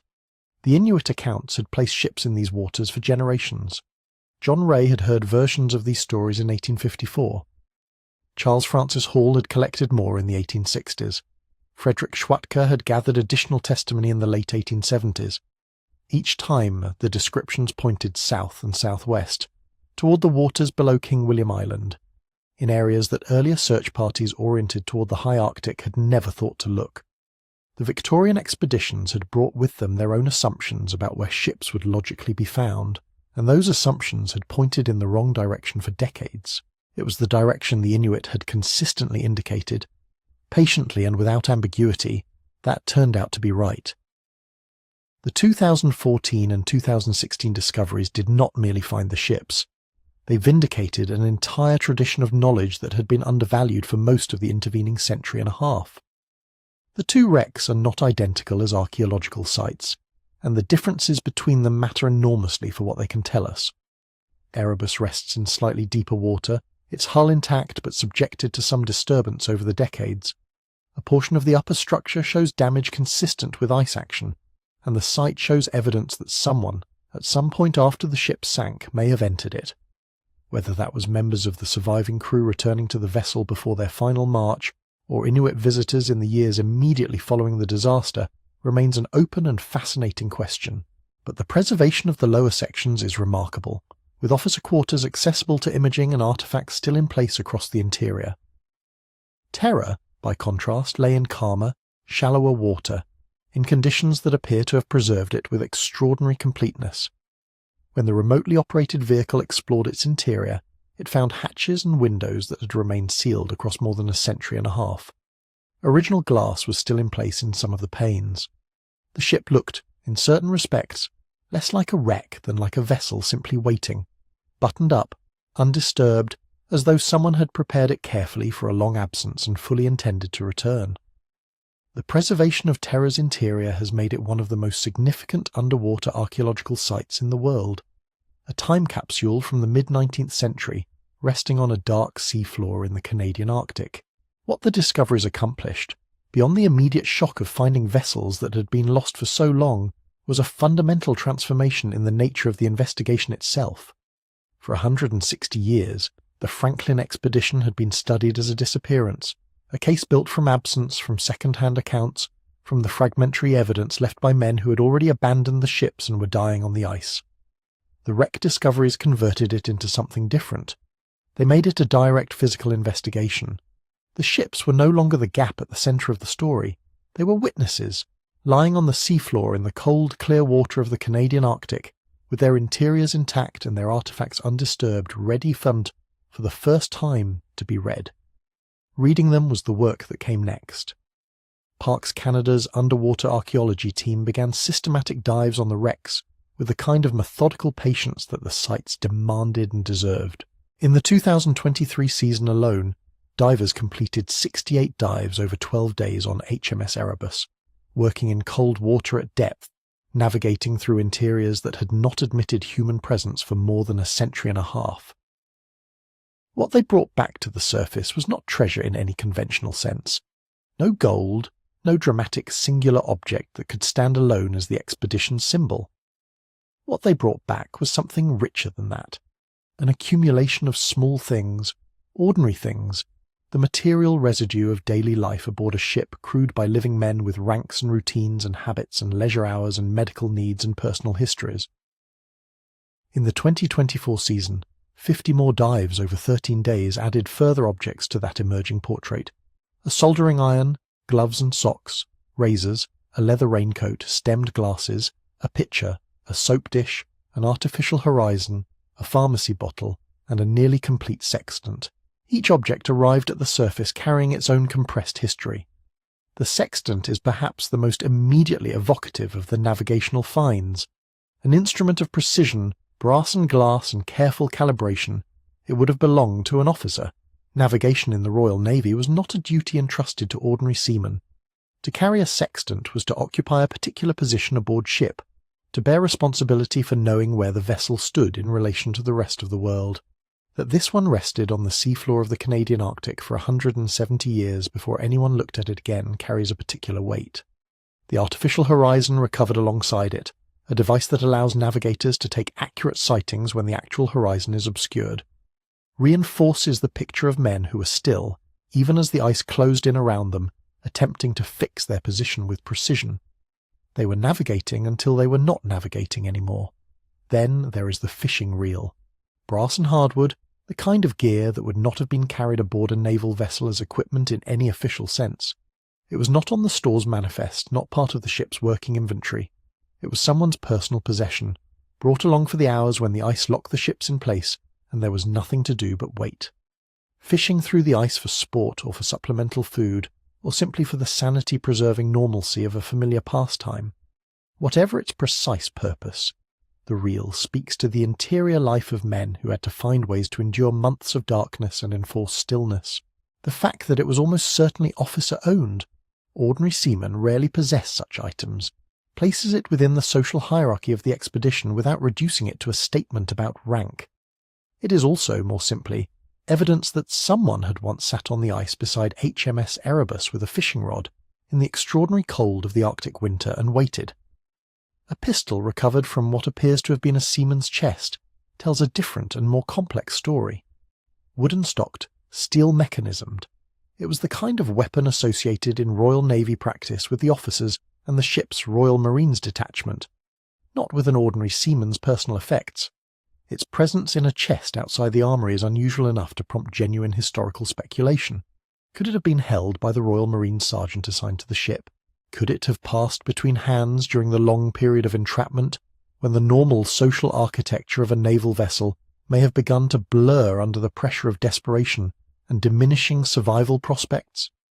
The pistol raises a question it cannot itself answer, which is exactly the kind of historical provocation that makes it valuable. It refuses to be a simple object. The coin is simpler and in its simplicity quietly eloquent. A copper halfpenny struck in 1806, worn smooth in the way that coins become worn when they pass through many hands over many years. It arrived at the wreck site in the pocket or chest of someone who had kept it long enough and handled it often enough to round its edges with use. Coins aboard naval vessels served several purposes. Purchases from the purser's slop chest, the settlement of small debts, the stakes in the gambling that occupied idle men on long voyages. A halfpenny was not a sum that would have mattered to an officer. It was the currency of the lower deck, the economy of men whose pay was measured in shillings, who found ways to pass time and assert small social rituals even in the furthest reach of the Arctic. The coin belonged to someone specific. We do not know who. This is where the question of attribution complicates the story in ways that historians have had to acknowledge honestly. A parallel navigation rule recovered from Erebus bears the initials GH and RF, markings that could belong to Lieutenant George H. Hodgson, who served aboard Terror, or to able seaman Robert Ferrier, who served aboard Erebus. Without definitive ship-specific markings, the object cannot be conclusively assigned to either vessel, and the initials themselves admit more than one reading. Many of the artifacts recovered from both wrecks share this ambiguity. The ships were sister vessels that had sailed together, carried similar equipment, and shared a common supply chain. Objects moved between them. Records were incomplete even before the disaster began. The result is that for certain artifacts, perhaps many artifacts, we will never know with certainty which ship they came from, which hand last held them, which room they last occupied before the darkness closed in. That uncertainty is itself historically honest. The expedition did not end with tidy record-keeping. It ended in abandonment, in a march across frozen ground by starving men, in a dissolution of the ordinary order that had governed the ships and their crews since they left the Thames in 1845. It would be surprising if the objects left behind sorted themselves neatly by ship and by rank and by name. What the artifacts do accomplish, even through that ambiguity, is a restoration of individuality to men who have spent most of the last century and a half existing in history, as a collective, the 128, the lost crew, the Franklin men. The fishing reel insists that one of them had an enthusiasm specific enough to carry its instrument halfway around the world.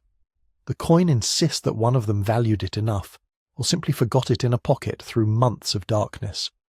The pharmacy bottle, colourless glass that once held shark liver oil from the ship's medical stores, insists that someone was sick, or worried about being sick, or tending to someone else who was.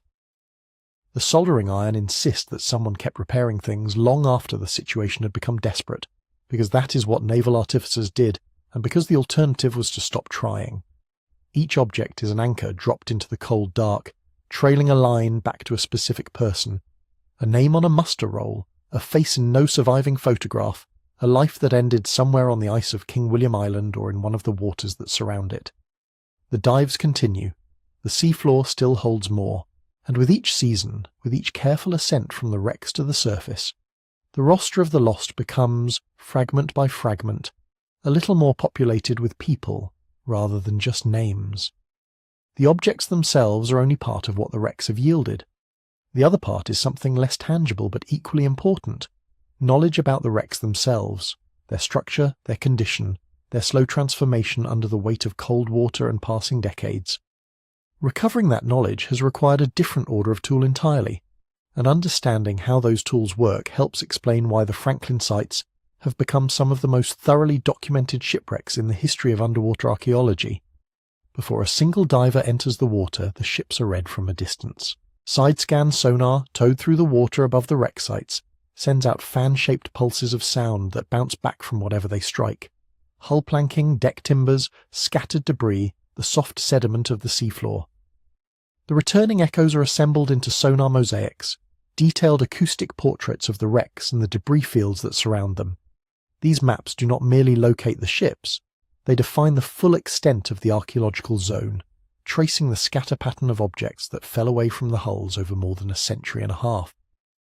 Multi-beam echo sounders add a further dimension, building bathymetric models that capture the precise depth and contour of every surface within range. The result, before anyone has descended to look with their own eyes, is a working map precise enough to guide dive planning, identify priority areas, and track changes in the site from season to season. What sonar cannot do is enter a room. That is where remotely operated vehicles take over. Deep Trekker ROVs, compact maneuverable, equipped with high-resolution cameras, can thread their way into spaces too tight or too dangerous for a diver to safely navigate, into the lower decks, along the officers' cabins, through passages where the structure has partially collapsed or where visibility is uncertain.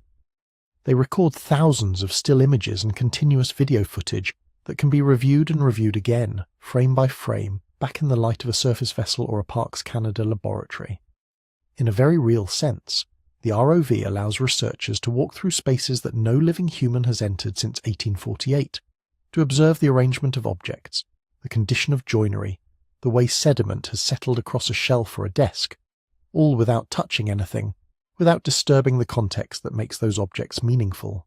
The camera becomes a patient witness, moving slowly through a darkness that has been undisturbed for the entire history of modern science. The thousands of images captured during each field season The 2023 season alone produced hundreds of high-resolution photographs from HMS Erebus, are then fed into a photogrammetric processing pipeline that assembles them into precise three-dimensional models of the hull, the deck, the interior spaces, and the surrounding debris field. These models are built from the careful overlap of thousands of individual frames, each one recording the same surface from a slightly different angle, the software triangulating depth and geometry from the differences between them. The result is a digital twin of the wreck, accurate to the centimetre, which can be examined from any angle without ever touching the original. Historians can rotate a virtual Erebus, peel away the upper deck to examine what lies below, measure the spacing between structural timbers, and compare the model produced in 1 year against the model produced the next to track the ongoing process of deterioration, the slow collapse of the upper deck, the gradual infill of sediment, the changes that cold water and pressure and marine organisms impose on wood and metal over time. This matters beyond documentation. It means that when the upper deck of a wreck eventually gives way, as it will, the record of what it looked like intact will already exist. The three-dimensional model is an archive against loss, a form of preservation that operates independently of the physical object it represents. But the wrecks are not only studied through imaging. Physical samples, fragments of wood, deposits of sediment, traces of metal, are collected under strict archaeological protocols and sent to laboratories across the world. The National Museum of Denmark conducts dendrochronological analysis, examining tree ring patterns in timber samples to determine when the wood was felled and where it grew, connecting the material fabric of the ships to their construction history and to the forests of 19th century Britain. Isotopic analysis at institutions including Université Laval and the University of Ottawa can extract information from organic material about diet, environmental conditions and biological stress, data that feeds directly into ongoing forensic reassessments of crew health. Metallurgical analysis traces the composition and manufacture of metal components, linking them to specific industrial practices of the period. It is through exactly this kind of laboratory science that some of the most consequential revisions to the Franklin story have emerged. The early theory that lead poisoning from poorly soldered tin cans had incapacitated or killed significant portions of the crew was not idle speculation. It was grounded in forensic bone analysis that found elevated lead levels in remains recovered from King William Island. For years it stood as one of the more persuasive explanations for the expedition's catastrophic failure. Then, in 2018, a high-resolution X-ray fluorescence study subjected those findings to a more granular examination, and concluded that lead levels in the bones were not significantly elevated beyond what would be typical for 19th century naval personnel generally, men who lived and worked in environments saturated with lead paint, lead pipes, lead glazing, and lead-based medicines. The lead poisoning hypothesis did not disappear, but it became contested, qualified, held more carefully. The question of what exactly killed the crew of Erebus and Terror, whether starvation, scurvy, exposure, disease, or some compounding combination of all of them, remains genuinely open. Modern methods did not close that question. They clarified its edges and made the uncertainty more honest. This is what good science does with contested history, not resolve it into a clean answer, but reveal with greater precision where the evidence is solid and where it is not. The technology reads the wrecks without pretending to have read everything. None of this work happens in isolation, and the partnership structure behind it deserves its own recognition.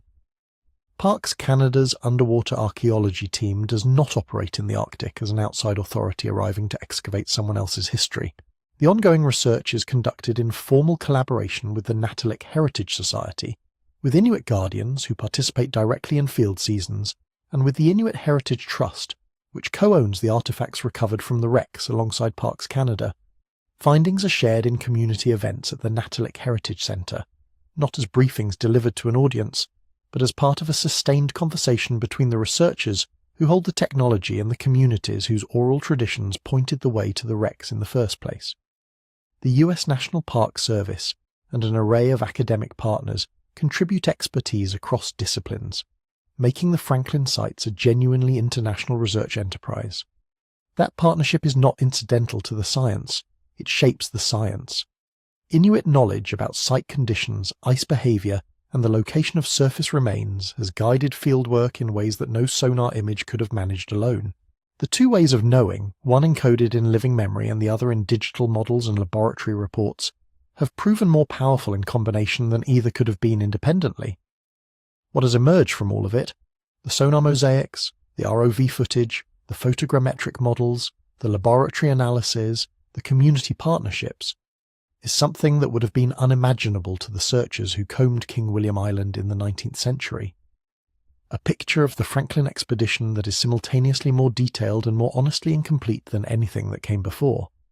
The technology reads the wrecks, but it reads them carefully, acknowledging the gaps, preserving what it cannot yet understand, and leaving room for the questions that future seasons and future tools may one day be equipped to answer. All of that accumulated knowledge, the sonar maps, the recovered artifacts, the laboratory findings, the revised hypotheses, keeps returning, in the end, to the same fundamental question. Not what killed the men, not where the ships rested, but why they were there at all. What was the Northwest Passage really, and what did the men who chased it believe they were reaching for? The answer is simpler and more enduring than the complexity of the expedition itself might suggest. The British Admiralty sent John Franklin north in 1845 because a navigable sea route through the Canadian Arctic would cut the distance between the Atlantic and the Pacific by roughly 7,000 kilometres. Ships trading between Europe and Asia would no longer need to round the Cape of Good Hope or transit the Suez Canal. The journey would be shorter, faster, and cheaper, a commercial advantage of enormous consequence in an era when maritime trade was the engine of imperial power. Franklin carried with him not only that commercial ambition, but a scientific one. Orders to gather magnetic field observations that would make navigation across all northern latitudes more reliable and more precise. The voyage was simultaneously a bid for strategic advantage and an act of inquiry into the nature of the Earth itself. That combination of motives, practical, imperial, and genuinely curious, gave the Northwest Passage a quality that few geographical goals have ever possessed. It was not simply a route, it was an idea, a proof, a demonstration that the world could be reorganized in Britain's favour by the courage and persistence of its naval officers. When Franklin's ships vanished, they took that idea with them into the ice, and it became something else. Not a commercial prospect, but a legend. Not a navigational solution, but a question that could not be unanswered without enormous cost in further lives and further searching. The passage moved from the realm of trade policy into the realm of myth, and that migration gave it a durability that pure economics rarely sustains. What makes the Franklin story feel genuinely modern, not just as archaeology, but as a warning about the physical world, is what has happened to the Northwest Passage in the century and a half since the expedition failed. The ice that held Erebus and Terror, the same ice that defeated every previous attempt to transit the route, has been retreating. Overall Arctic sea ice loss has been dramatic and accelerating, and that loss has been read by many observers as the long-delayed opening of the passage Franklin died trying to find. The logic seems straightforward. Less ice means an easier route, and an easier route means the trade ambitions of the Victorian Admiralty have finally been vindicated by climate change, however grim the mechanism behind it. The reality, as researchers who study Arctic shipping have found, is considerably more complicated. A 2024 study examining vessel transits through the Canadian Arctic between 2007 and 2021 reached a counterintuitive conclusion. The number of weeks per year during which a vessel could safely travel the Northwest Passage actually decreased over that period, even as overall sea ice continued to shrink. The reason is the behaviour of multi-year ice. Older, thicker ice that has survived multiple seasonal melt cycles and grown dense and heavy over years of compression. As younger, thinner ice disappears from the edges of the Arctic, multi-year ice that was previously held in place can drift south, moving into the channels of the passage and creating choke points that are, in some ways, more dangerous than the ice that once surrounded Franklin's ships. Franklin encountered pack ice that imprisoned his vessels. Modern shipping must contend with drifting masses of ice that are harder to predict, harder to navigate around, and capable of inflicting damage that even reinforced hulls struggle to withstand. The traffic through the passage has still grown. Voyages through the Canadian Arctic quadrupled between 1990 and recent years, rising from 112 vessels in 2013 to 160 in 2019. But those numbers reflect the full spectrum of Arctic maritime activity, including indigenous travel, tourism vessels and research ships, not simply commercial freight. For genuine commercial shipping, the route's viability has been assessed by experts as, at present, close to zero. The infrastructure simply does not exist. No deep-water ports, no reliable rescue services, no refueling capacity sufficient to support large commercial vessels on a regular schedule. The passage promises a shortcut of roughly 8,000 miles compared with the traditional route via the Suez Canal, but a shortcut that cannot be used reliably and that exposes vessels to catastrophic risk when it fails is not yet a practical alternative. It is still, in important ways, a promise rather than a reality. And then there is the question of who the passage belongs to, a question that would have seemed straightforward to the Admiralty officers who dispatched Franklin, but which has grown considerably more contested in the decades since. Canada asserts the Northwest Passage as internal waters, subject to Canadian sovereignty and Canadian law. The United States and several other nations treat it as an international strait, open to transit without restriction. Beneath those legal arguments lie deeper questions about indigenous rights, environmental jurisdiction, and the authority of communities who have lived alongside these waters for thousands of years to determine how they are used.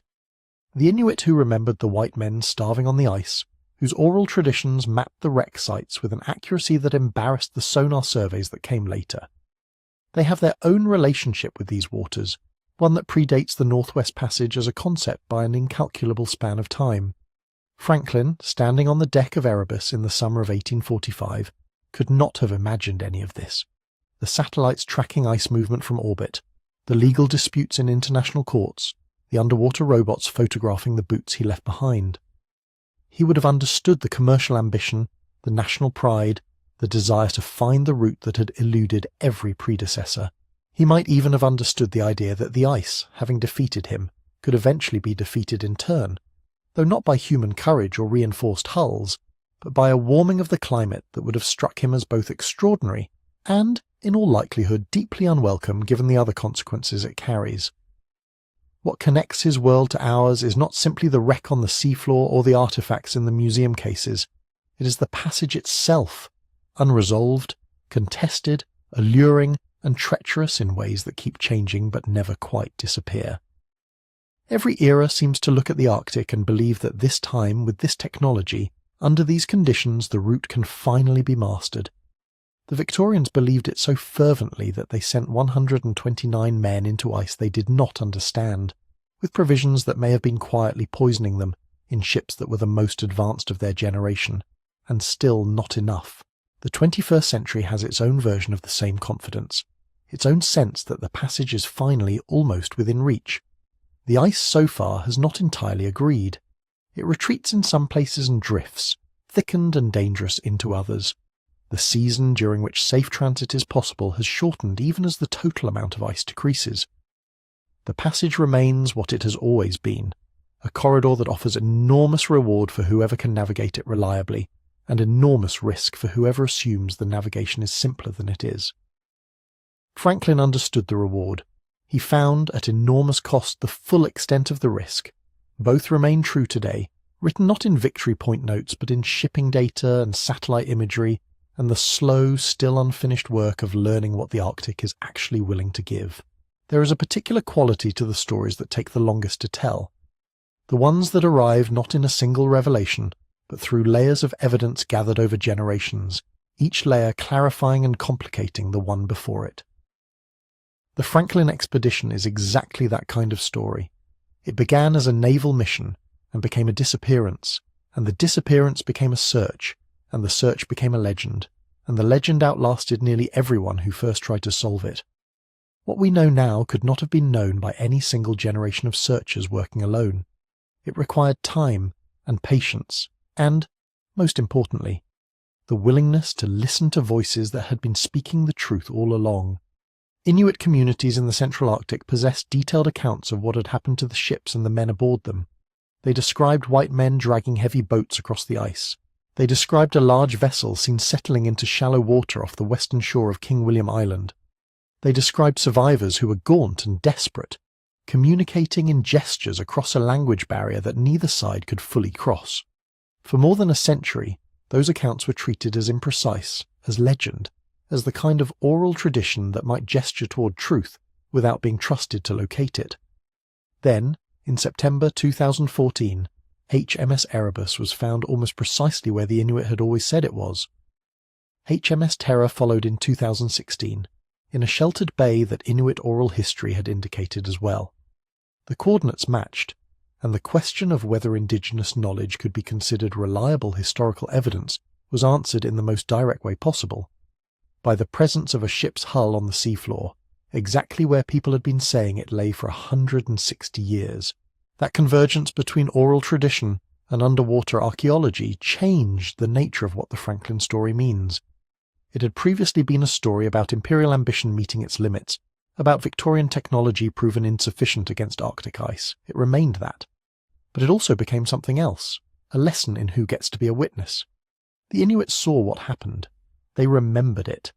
They passed the memory down with care and specificity across generations. When the tools finally arrived to verify their knowledge, the knowledge held. What was given back by the ice was not only 2 ships, it was also the credibility of the people who had never stopped knowing where those ships were. Modern archaeology has continued the work of retrieval piece by piece. In the 2023 and 2024 research seasons alone, Parks Canada divers conducted 68 dives over a 12-day period, working in heated suits in the cold dark, photographing interior spaces that had not been seen since the ships were abandoned in 1848. A Royal Navy pistol came up from the seafloor, a fishing reel, medicine bottles, a leather shoe, navigational instruments that once helped officers calculate where they were in a sea they were learning to read. Each object carries weight beyond its material form. It is evidence of a life interrupted, a routine that one day simply stopped. The artifacts are jointly owned, held in partnership between Parks Canada and Inuit heritage organisations including the Natiliq Heritage Society and the Inuit Heritage Trust, a formal acknowledgement that the story belongs to more than one nation and more than one history. The science has shifted as well. Lead poisoning, once the leading explanation for the speed and completeness of the expedition's collapse, has been substantially revised by high-resolution analysis of bone and dental tissue from crew remains. A major study found no overall elevation of lead levels compared with other naval personnel of the same period. The picture that replaces it is harder and colder. Starvation, scurvy, the cumulative failure of bodies pushed past their limit in an environment that offered no mercy and no assistance. That revision is not a relief. It simply moves the tragedy from the cans that fed the men to the conditions that surrounded them, conditions they had underestimated, in a landscape where underestimating the ice had only one possible outcome.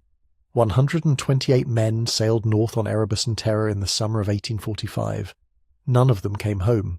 Their names were carried back not by survivors, but by the single note discovered in a cairn on King William Island, updated in a trembling hand to record that Franklin was dead, and the ships were lost, and the men were walking. After that, the record ends, and everything else we know has had to be reconstructed from bones and artifacts and testimony, gathered across a century and a half of searching. The tragedy does not diminish with understanding. It deepens, because the fuller picture reveals the scale of what was suffered, the exhaustion and hunger and cold, the months of hope slowly giving way to the certainty that the ice had won. But there is something else the ice gave back, beyond the ships and the artifacts and the revised theories. It returned the story to the people who always kept it, Inuit communities who witnessed the end of something and preserved the memory of it with a faithfulness that eventually guided sonar equipment to a hull that lay in shallow water, intact, waiting. It demonstrated that historical truth is rarely held in one place.